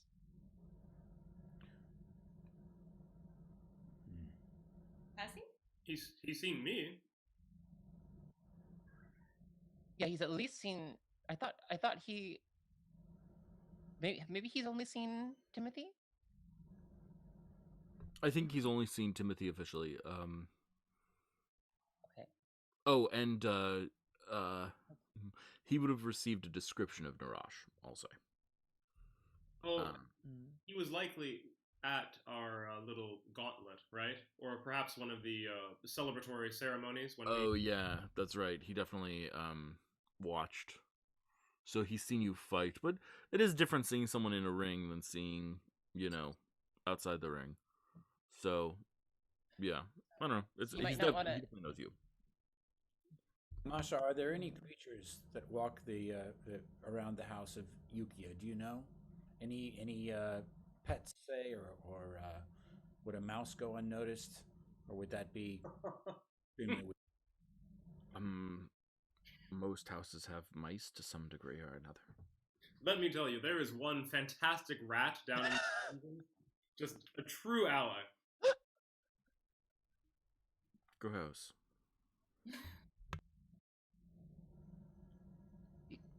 Yukia, do you have a... You strike me as a person who maybe makes or either makes or has potions of different kinds. You don't happen to have or know of where we could get a potion that would let a person change their body, not to an animal, but just to look different for a little while? Potions and illusion magics don't typically mix very well.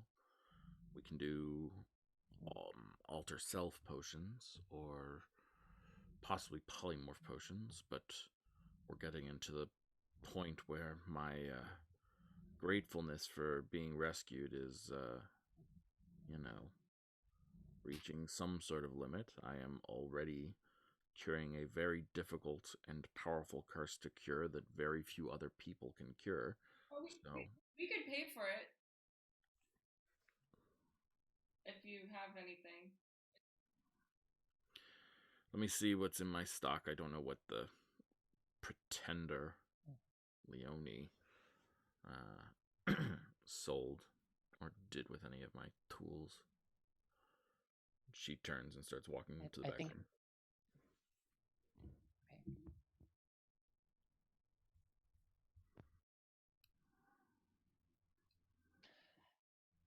If she has a way of altering selves, that would be pretty great. I was kind of thinking that maybe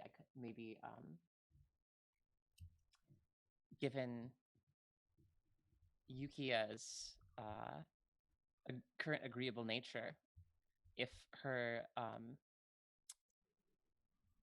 trusted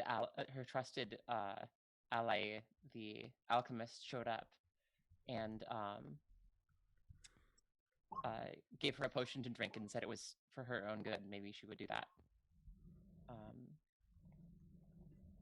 A cure for a curse? Well, I was thinking maybe there's a way that one of us could like impersonate her at the party.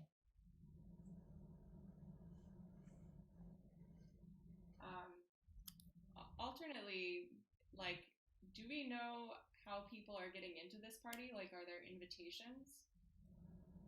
Probably, but typically if you're rich enough and show up, you'll be fine. And then she returns. She puts 3 potions on the table. 2 of them are sort of a like a beer color, and one of them is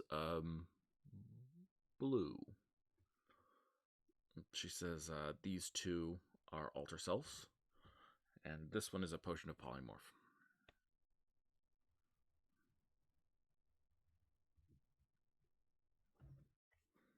This is a crazy idea. But we are relatively famous. Some of us could just ask a rich person if we could just get on the guest list. You know, some of us could go in as ourselves as a sort of distraction.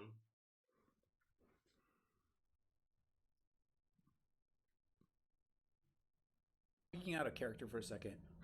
What is our actual goal? It's a good question. Why are we going to this party? I mean, originally part of the goal of going to the party was to free Masha Seasworn, or to use the party as a cover. But obviously you've done that already. So now it seems to be to pump information out of Yukia, maybe? Or, I'm not entirely certain why we're going to this party. Beyond the fact that there is a party. Maybe we want a party. Parties are fun. The Primarch is going to be there. That is true. There was also a desire to attack the Primarch there and use this as an opportunity to curse him to remove Nova's curse. But again, you've gone the other route. So maybe this party is completely unnecessary, which is totally fine by me. I think that maybe the goal here is to track, is to use this as a way to interrogate people and track Shadra, or something like that. Yeah, because that was what I was going to bring up, is like this, I think Narash is already kind of like a little shocked by the idea that Shadra could be there. And so working out like exactly what the approach will be with her is a big question, because she kind of has the key to everything that Narash is looking for. But we're not, presuming this is going to be like a big party with a ton of people and lots of guards, the kind of traditional having things descend into a fight could be kind of a disaster.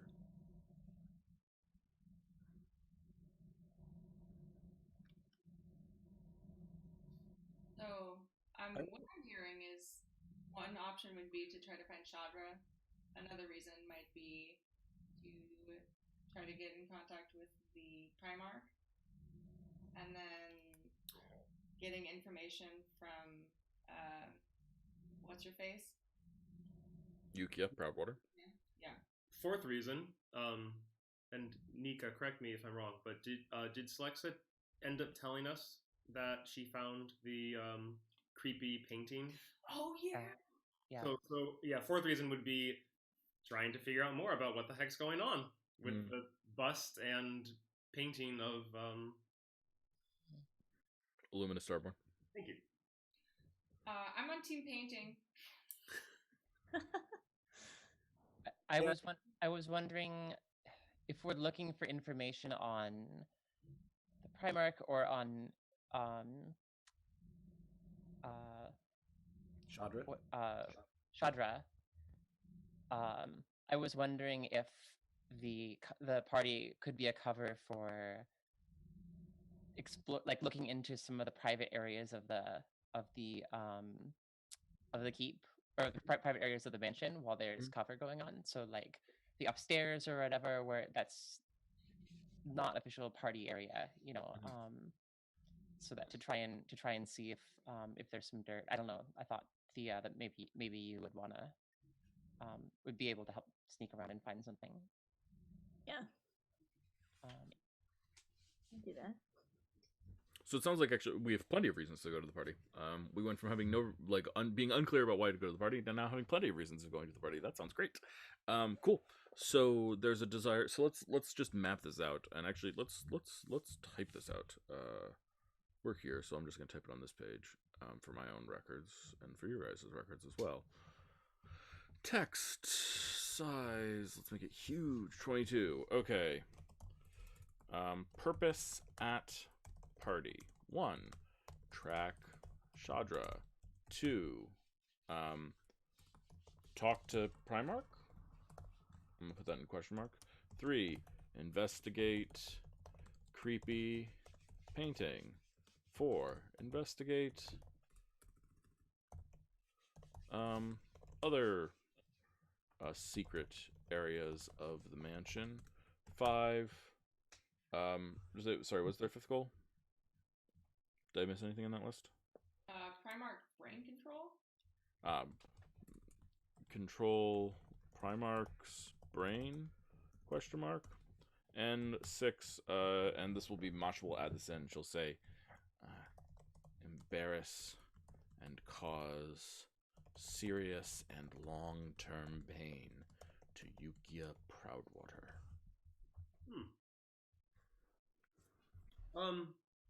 Nova, et al.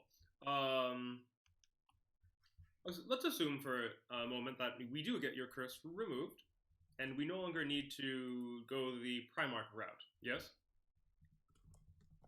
Do we still want to go the Primarch route, even though we don't need to, just because Oceana poses a mundane threat rather than, a curse-related threat? She's just scary on her own, right? We can all agree on that. I say mundane because not magical, but hardly mundane.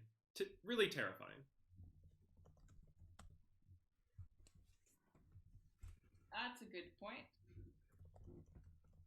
I wonder if we should see how far we can go tonight reaching the Primarch. Maybe how realistic it is that we can do it. And then maybe, Narash, maybe we'll cut off your tail tomorrow. I don't know. Whatever. Just see where we can land on it all. I would rather keep it. Yeah, you're not the kind of lizard where they grow back, right? I never tried, so I can't really say, but probably not.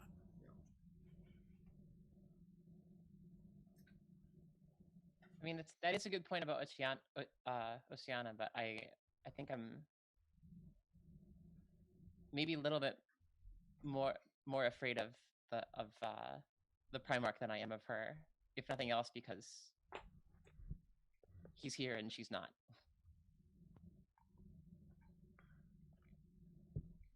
So if we were to split this into, let's say some different teams. Let's see. Okay, I see the list. Oh, sorry, I can. So. Bam! Now you all see the list.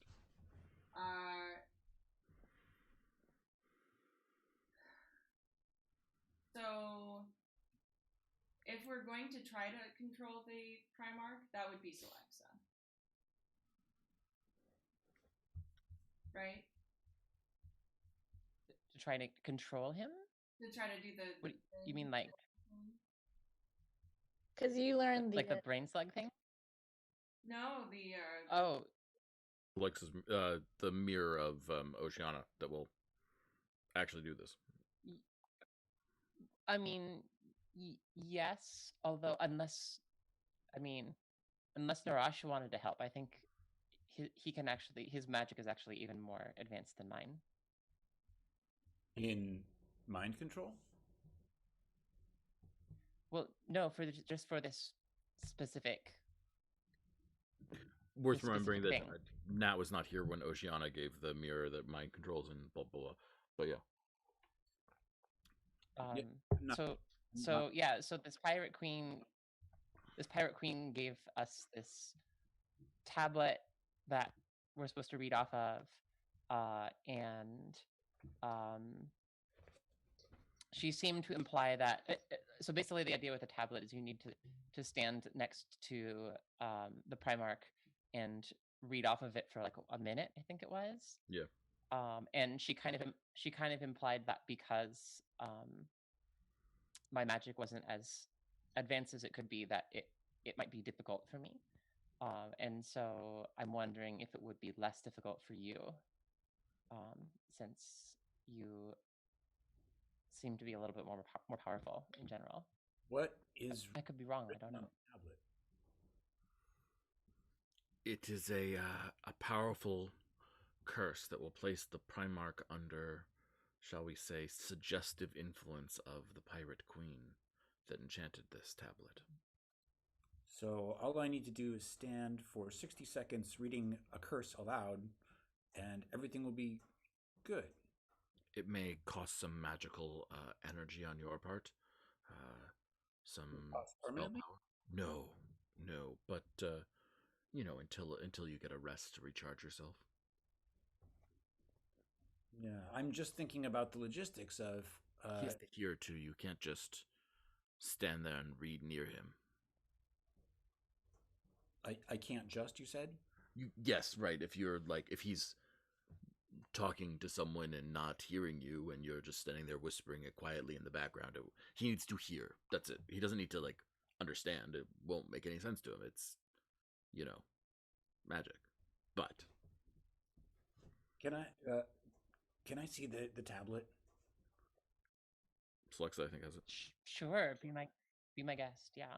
So I want to just observe the what's written on the tablet. I mean, if it says "I hereby curse you" and is followed by 60 seconds of vitriolic hatred, I'm curious to know what the text sounds like. Is it in the language that the Primarch would know?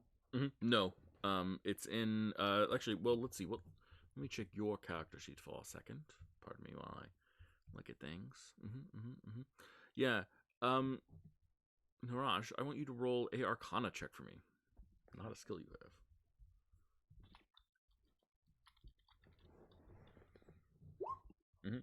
Yeah. You can't read it. Oh dear. I don't speak this language, so I don't know if I'm going to be able to do this. Masha, can you translate it for me? It would not work if I translated it. Is this? Give me some lessons in elocution. Is it a language that I speak? Let me check your life and livelihood, my dear Alexa, who I like so much. Yeah, it's funny we didn't look at this before. Yeah, it's true. No.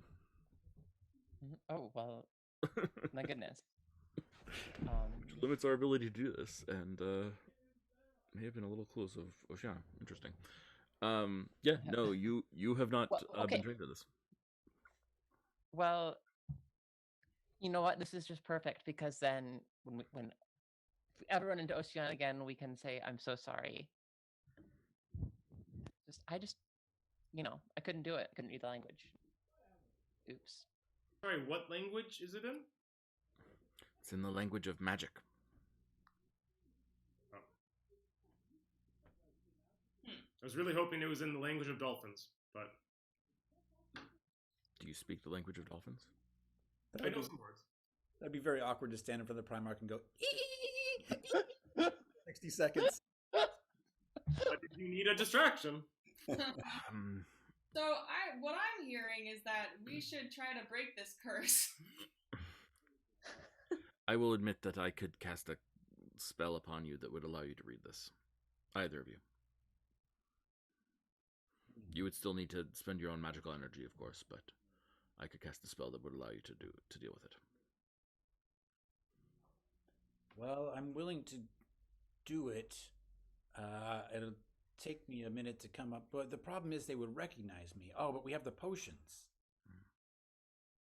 What if I was some sort of ambassador reading an official statement? It's not bad. I like it. What about from, they're at war with the Kava? Could you impersonate an ambassador from the Kava? Maybe if I got a little lesson in how to act like a Kava, I could do that? I feel like these are the best people in the world to teach you how to act like a Kava. And really weird. Small stutter. Small. No, that wasn't all of them. Wasn't it, though? No. Okay, well, maybe we should go forward with this then. If I can take one of the potions, I can pretend to be an ambassador. I think I should come in a little later than the rest of you, so you have some time to investigate some of these other things before I go forward with this. But then, what am I actually asking the Primarch to do if I do manage to get him under some sort of brain control? Well, you don't have to ask him to do anything. Then he's under Oceana's control. This won't grant you the power to brain control him. It'll grant Oceana the power to brain control him. Oh. So I wouldn't necessarily be able to find out more about Shadra this way. No. Well, I'm only down with this plan if part of it is to help find Shadra.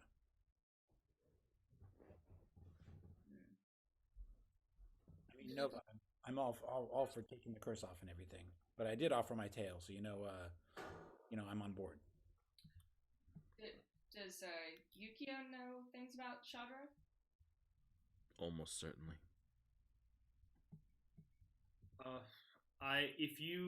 Do you have something of hers? I have a very strong sense of smell.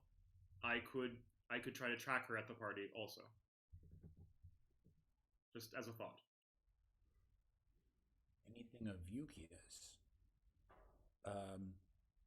With these magic No, items? I'm sorry, of Shadra. You're looking for Shadra. Oh, I'm sorry. Do I have anything of Shadra's? I do actually, and I reach into my back pocket, and I have, I pull out sort of trepidatiously, a little green moon locket. I knew Shadra pretty well before this all went sideways, and here's this thing. Were you and Shadra a thing? No. We were just we were close. Insight. Yeah. Roll an insight check. Are you telling the truth, Narash? If you are telling the truth, if they roll high enough, you can tell the truth. If you're trying to lie, then roll a deception check. I'm trying to misdirect. Yeah, roll a deception check. Pretty good. Just pretty good. I'm gonna add my D8 also. Do it. Plus That's what it's there for. So that makes that a 22 versus your 18. Yeah, so he is attempting to misdirect. What do you think is your tell? Why do you think Nova can read you a little bit here? I mean, I think it's probably because I'm a pretty poor liar, and I'm very nervous. Mm-hmm. So I'm swishing my tail around and stuttering and going into my whole low self-esteem double speak. So I think it's obvious enough that something is off. Hunt for Shadra. Sure, Narash. Wink. Well, look, eventually we're gonna have to like subdue her, right? Oh, god damn it! I'll just tell you, she's my sister, and we grew up together, and we were besties as kids, and then she got on this whole power trip thing and sold out my entire planet to the Empire, and now is holding all the reserves. I think she's still holding all the reserves of the citrine algae that we had. And so I'm stuck here trying to decide like what happens when I find her? What if she fights? Well, what are we gonna do? You know? So there, you have it. Oh. So what are you gonna do? Like, you want to get the citrine algae from her? Is that your goal? Yes, oh definitely. It's just that, I don't she's gone pretty far off the deep end with all this stuff, and I don't know how hard she's going to fight to hold on to it, or how powerful she's become, or who her allies are now. And I just don't know what's going to happen when we finally come face to face. Hmm. I can Well, take her. yeah, I think we'll have her back, Arash. Well, thanks everybody. I'd rather not. You know my feelings about the whole death penalty thing, but she is my sister, so I'd rather not kill her if we can avoid it. But if you were to bring her back to your planet, that they would most certainly do that, right? Oh yeah. Hmm. Interesting. But I do need to go back to my planet eventually. I have to take the citrine algae back in order, or at least, or send it to them somehow, in order for them to have a chance to come out from under the thumb of the Empire. Hmm.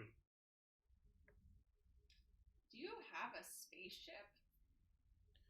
I have the wrecked remains of a spaceship. Oh. Well, if it's still there, which I imagine it is.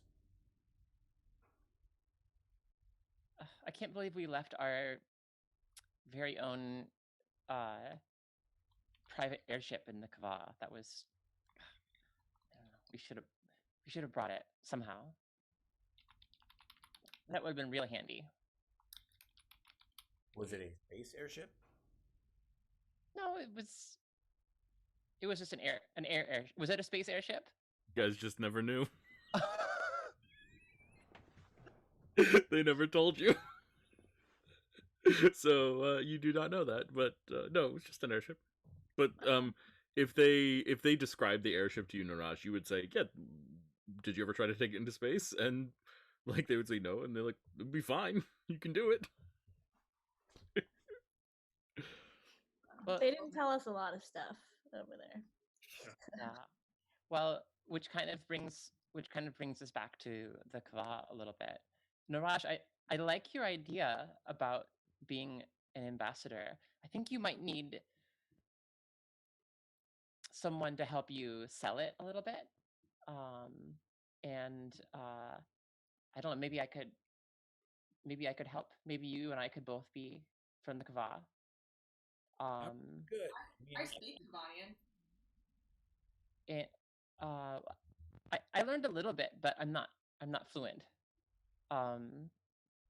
The I mean, Nova, do you want to try and be the one to convince everybody that you are from the Kava? And Well, maybe not, but he could take Nephany.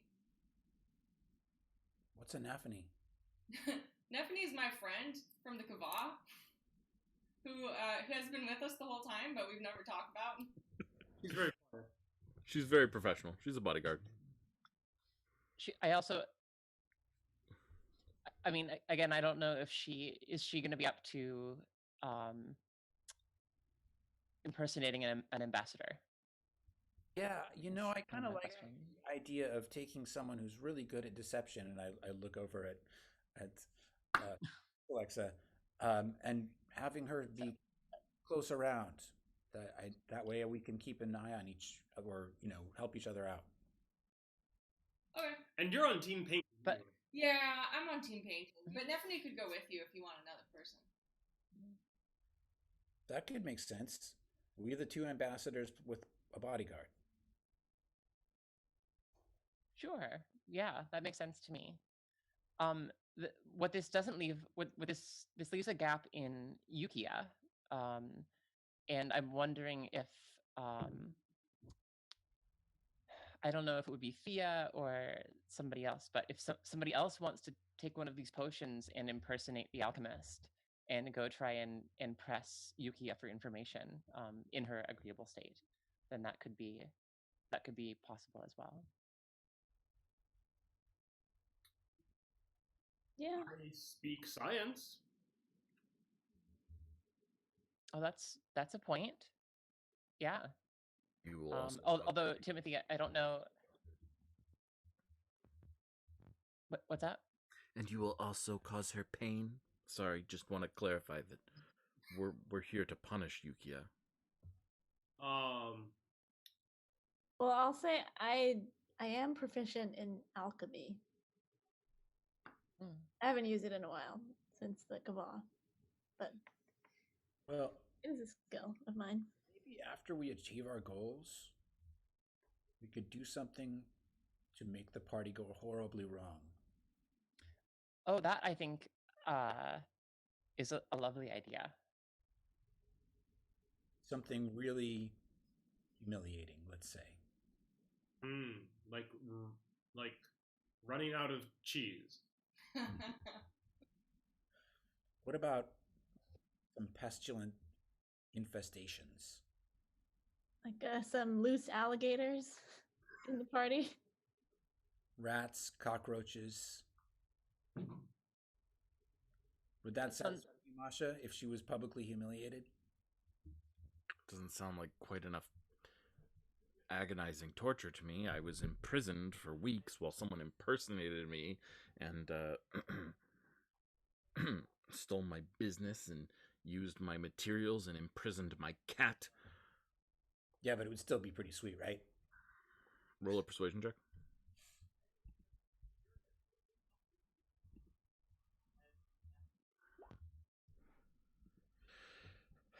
Well, I guess it would be a start. And that's how it all began. Well, fantastic. So are we friends yet?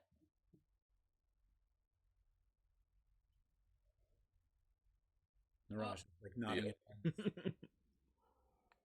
Yeah, I mean, I still think we're friends, but I think the goal was to try to do it without sacrificing something. So we're gonna try this first, and hopefully not get thrown in jail, and then I die. That'd be great. Yeah, I mean, this does have the potential to go horribly wrong, but maybe not like 15 days worth of wrong. So, And besides, when has that ever stopped us before? yeah. Yeah, true. So, so Narash and Selects are going to disguise themselves as ambassadors and go versus the Primarch, and then Narash is going after that happens.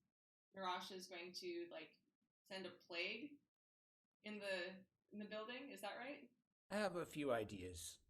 Okay. Can't promise everything, so it might be good to have some extra kind of plague in our back pockets if we could, or just chaos. Because if you're casting the thing after you cast the whatever Primarch thing, you won't be able to cast for a while. No, not necessarily.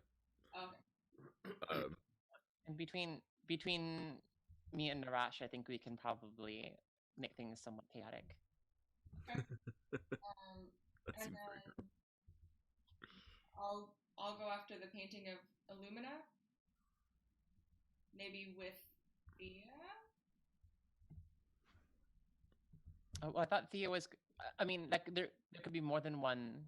There could be more than one role, I think, covered. But Thea was possibly going to. Well, I'm gonna poke talk around to Yukia. upstairs. Yeah, and maybe Either Thea or Timothy were going to try and impersonate the alchemist and talk to Yukia and get information from her.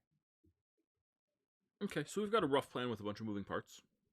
But and obviously the party is not going to be this session, so from the perspective, we can refine things as we develop, and we've got a week probably before we do those things. But I think we can officially say that we have planned plans, perhaps not as detailed as the invasion of Normandy, but plans nonetheless. And from that perspective, we can check that box and do something else in the session for the remaining bit of time. If anyone has anything particular that they want to shoot for or push for. Well, I think we should still get some clothes for tonight. We can't walk in all of our armor. We gotta look the part. Eh? Will the potions grant us whatever kind of raiment that we're imagining? That's a good question. Let me check. With the SRD, you transform your appearance. You can change you decide what you look like, including your height, weight, facial features, sound of your voice, hair length, coloration, and distinguishing characteristics, but not clothing. There you go. So no. So if you were to impersonate these people, you will need to get There's only Western clothing, and we also only have 2 potions of alter self and 1 potion of polymorph. and polymorph turns you into like a beast, right? Yes, it turns you into a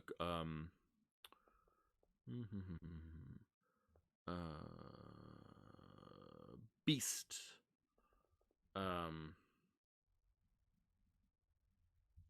Yes. So it will turn you into like a cat or something, or a goldfish. So we have some limitations. I can disguise myself. Okay. And then one of the Narash, you're going to need one of the potions, I think. Because if you're going to look like you're from the Kavani, you're not going to be a lizard. Convincingly Kavanian. And then I feel like Timothy is either going to need to stay completely out of sight or is going to need a potion. I still maintain that I could just go in as myself. What are you gonna do when you're inside, though? Track Chadra. Right. Mingle with the higher ups. Okay. So again, we don't need to finalize every detail of the plan right now. Obviously, things will change, and invariably, someone will have an idea on Wednesday, and then someone else will have an idea on Sunday, and then things will change. And that is the nature of the beast, and that is totally fine. The bottom line is Thea wanted to go shopping, and I think that's a great idea. Shopping trip it is. Let's do this thing. I'm sorry, Thea. I think this is a lovely idea. I apologize. I think I just need some time to myself. Could you pick me something out? I wear a size L for lizard. Sure, yeah. Thank you. Timothy is just wearing his like fishing jacket with like tackle and junk like dangling down. And there's just this moment of like everyone looking at him like, "Yep, you are definitely the reason we're going on this shopping trip." More so than anyone else. Mm-hmm. Excellent, cool. Well, let's. Is everyone else going on the shopping trip? Yep. 4-person bonding. Excellent. So Thea, where do you take them? Is there like a center of town kind of area? There's a bunch of them. It's a spread out city. There's a bunch of little centers of town in various perspectives in various areas. Yeah, certainly. Well, I think maybe we'll find the fanciest one. Just trying to get fancier clothes. Yeah, absolutely. Why don't you roll an investigation check for me? Sure.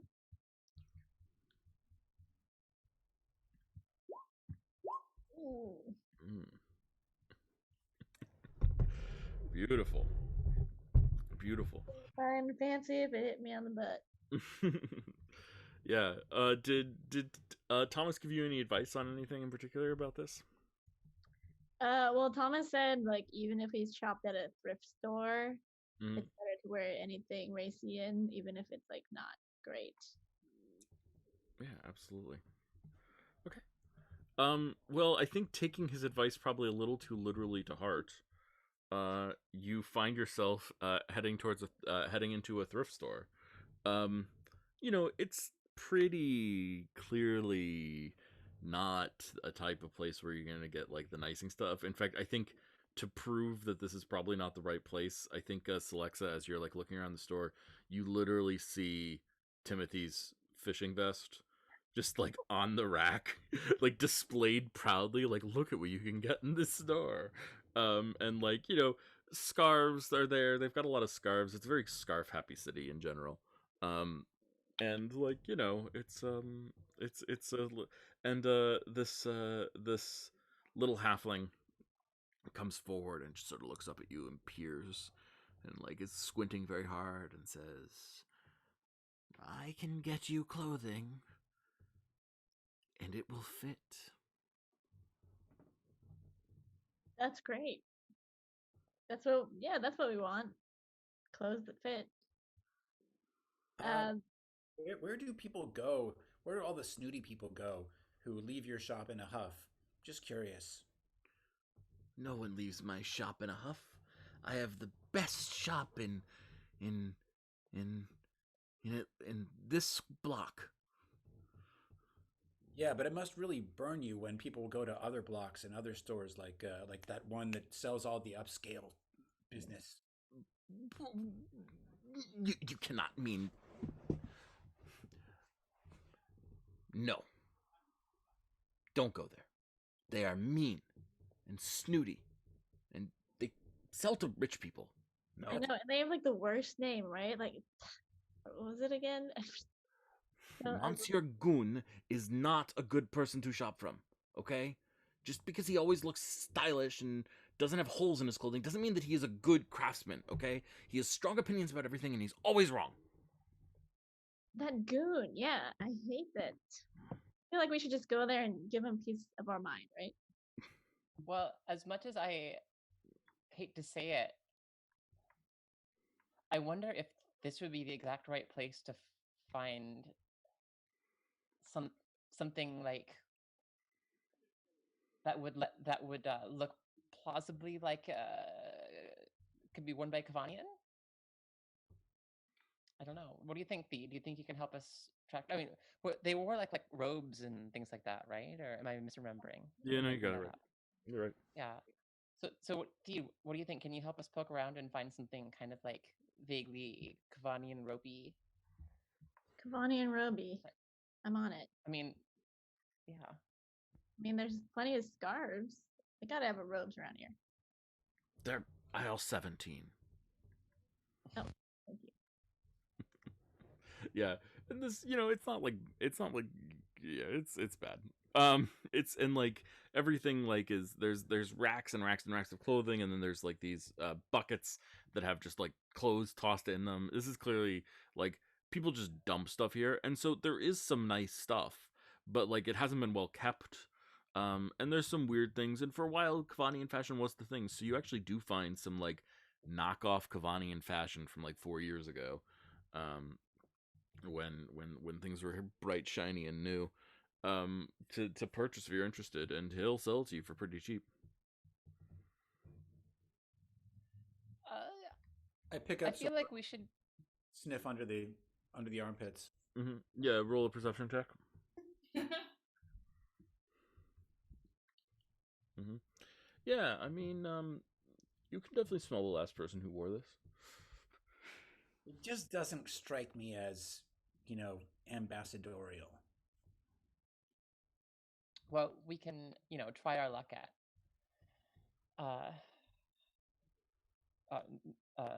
Monsieur Goon. That maybe that he will have something more appropriate. I'm not really itching to try any of this stuff on. Although after I tried it on, I might be itching. No, I have a no flea guarantee. Promising. Yeah, I that's great. Actually, I look for that at all my all the places I shop from. It's important. Most shops don't have one.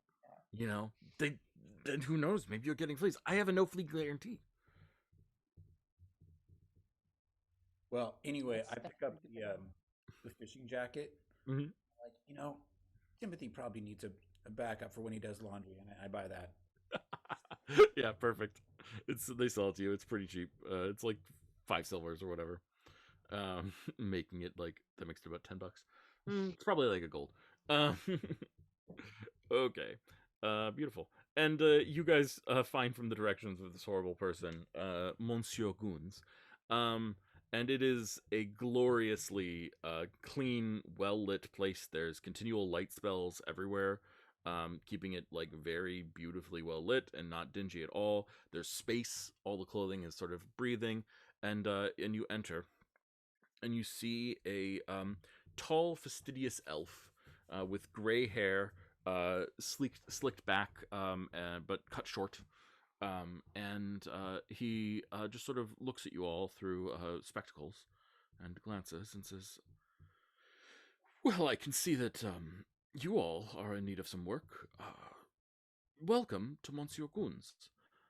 How may I be of assistance to you?" Well, we're looking for some party wear. Ah, you've been invited to a formal occasion, have you? Need something nicer to show off a little bit, yes? Exactly. Beautiful. Well, what sort of style are you looking for? What are you hoping to get?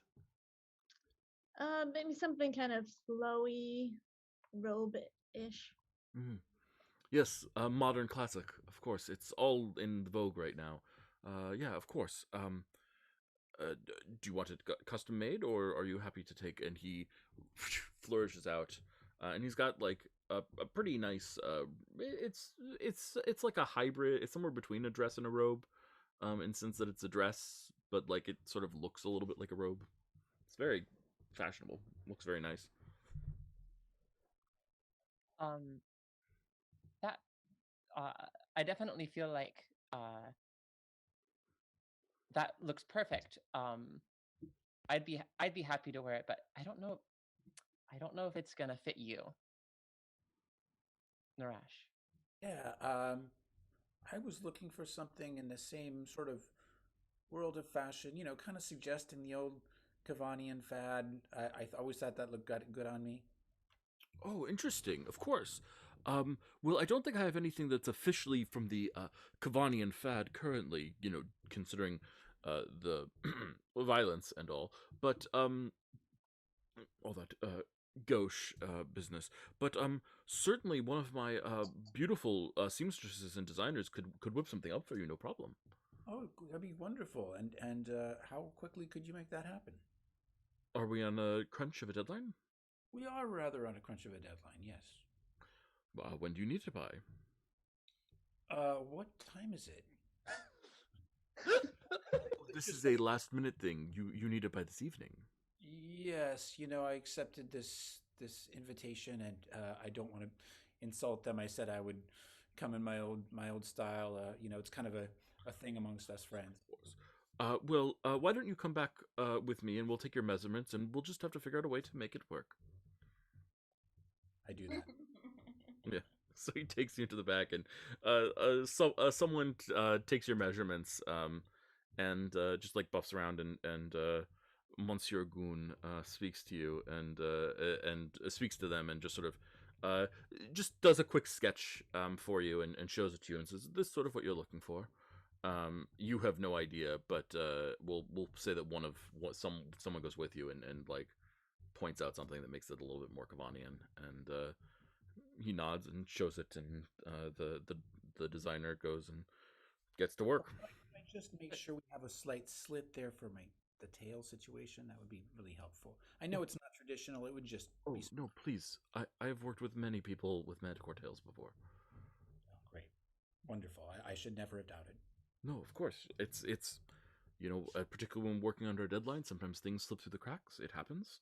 We've all we've all abrogated our responsibility to the well-being of the clothes before, and it's good of you to double check. But I guarantee you that your satisfaction is guaranteed. That being said, if we're custom designing your robe, I'm not certain we'll have time to do anything more than light alterations to anyone else who's interested in something.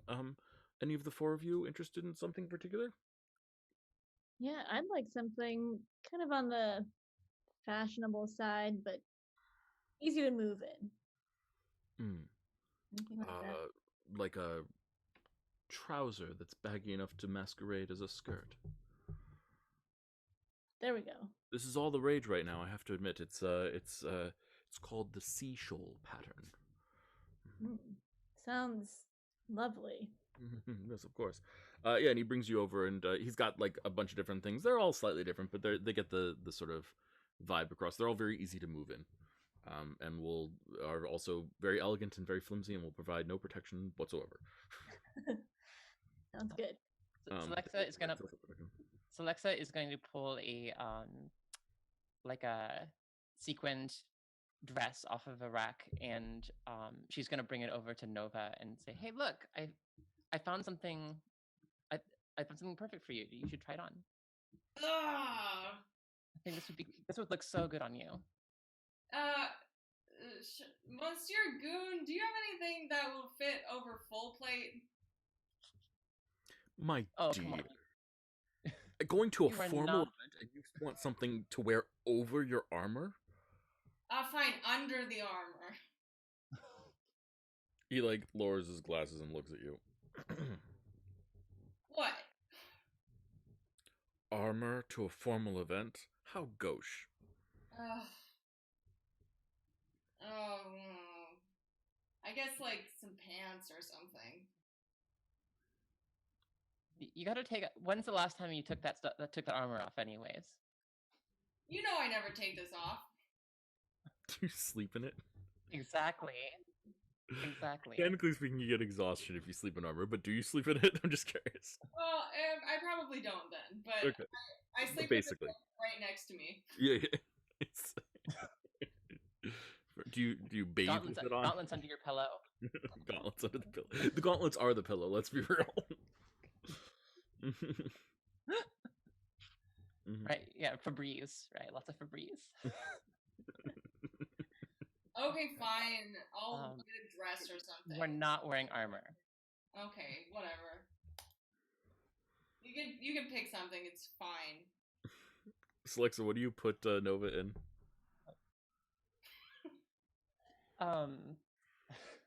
Let's see. I think Nova is going to be she like I think she takes some pleasure in like pulling stuff off the rack that is really seems like very, very like much not her at all, you know, that more sequins and like floof, like I think the second to last thing she pulls off has like a big bustle on it. And then eventually she finds a it's like a light blue silk like jumpsuit kind of thing. So it, that has just like some like little like white embroidered detailing around the collar. And it's fairly simple. It's like very nice, but it's fairly simple. And it has and Celeste's gonna say, look, it's practically trousers. Look, it has pants. You'll be fine. Okay. Beautiful. And I'll presume that something is purchased for Timothy as well. And I think that's what we're gonna call the session there, guys. So let's check in on those beliefs and see what was activated today in the context of this crazy off-kilter and bizarre episode of side quests. But I think we actually sort of at least work towards some things. So let's see how this all goes. Narash, what were your beliefs? My first belief, Narash must learn what has happened as a result of the experiments on the citrine algae and its seeming mutation. He will conduct some experiments of his own, as well as finding answers any way that he can. So I don't know if I've completed that, but I think I made big steps by... Strongly agree. Sorry? Yeah. Definitely you made big steps. Yeah. So I'm not quite sure how to... I'm still... Working towards gets a point. Accomplishing gets 2 points. So. Okay, so 1 point Working for that. towards, give you a point. I believe, too, Narash will throw himself into the Yukia party infiltration plan, if there is one, as valiantly as he can, looking to take some bold actions to distinguish himself in the eyes of his companions. I would, I would argue that I worked towards it, even though I don't know if you'd say it was bold actions. I did help uh, think of a plan. I want to give you. I'm gonna call it a complete thing, because the plan we made a plan. We don't know exactly what that plan is ourselves because sometimes plans shift. And like I want to leave room for the fact that you guys were probably talking for an hour. Um, in real life, when in the game we were talking for about 15 minutes. So I want to leave plan for like you guys could add things and things like that. But I also want to give you just like. I'm gonna call it bold specifically. Not that this is necessarily anything to the party, but you literally handed someone your tail and said, "Oh, cut it off if it helps." So I'm gonna call that a bold action. um, it's is it related directly to the party? Sort of. But yeah. So I'm gonna give you 3 points. What about your guiding light? Um, yeah, I mean, so we just referenced the tail. I think that was part of my being a team player, cultivating new friends and allies. I mean, Celexa and our relationship has evolved. I think we're still a little bit on the figuring each other out, and I had that vision, which I'm trying to interpret. But I would say it was a success for today. Yeah, I agree. Excellent. Celexa. Yeah, so Selexa's guiding light, I didn't really feel strongly connected to that Okay. on this so I'm gonna pass on that one. Mhm. The leaf one was about creating a distraction and investigating the Primarch and what's about the alien. I'm I gonna would say call progress making a towards plan that. working So towards I that. would. Yeah. Okay, yeah, great. And then belief 2, learning about music. Things are happening in that regard. Absolutely. I think some maybe a step forward, a step back. Well, it's hard to say exactly what, but I would say energy is being put into it, and so it's worth at least a point. Strongly agree. Thea. Okay, so my first belief was to help Nova with the curse. I think we're on the way, and now we have 2 paths for that. So on the way for that. Belief 2, get everybody to go shopping, get some new Racian clothes. I think successfully did that. Well, 100%. but and my guiding light to get closer / get the team closer together. I think we did a nice group activity today. Although without Timothy, but yeah, steps in the right direction. We bought him a new jacket just in case he wants to replace his old one. How did you know my style? It's exactly the same as the last one. Nova. I'm not sure that I completed anything or worked towards anything, but I'll read them through. I don't think I threw myself into danger today. Okay. I am not sure. One of my belief one was to try to help Narash with his quest, but I'm not sure if I did that.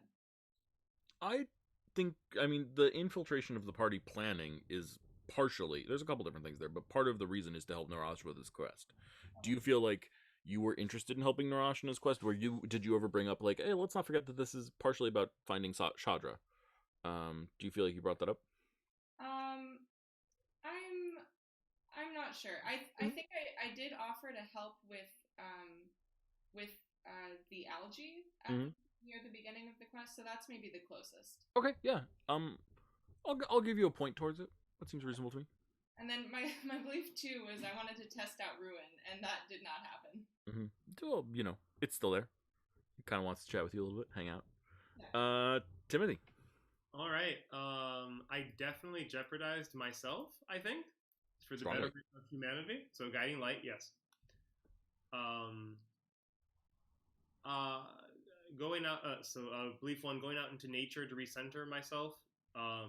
Is that what you were doing at the end of the episode that we didn't cut to? I could have cut to that very quickly. Yeah, we alluded to that. Okay, yeah. Do you feel like you accomplished what you needed to emotionally, or do you want to have the scene about that? I feel like maybe we'll have a short scene at the beginning of next session. Let's call it completed so that we don't have to do it again. But let's have that scene at the top of next episode if that's okay. Cool. I probably should have cut to you in the middle of the shopping episode, and I forgot to. My bad. That is okay. And number 2 will help Nova get the curse removed. Working towards. Yep, sounds good to me. Beautiful. 15-point session, guys. Amazing. I'm impressed. I was expecting like 4. But sometimes it works. Sometimes it works. Well, guys, I hope you had fun. Thank you, those of you who are watching. I hope that you are enjoying the show. We are certainly enjoying participating in it and living our best lives. Happy Valentine's Day to you all again. Go take care of yourself. Take care of your loved ones. Tell them that you love them. Show them that you appreciate them. And as always, don't forget to call your cat and feed your mom.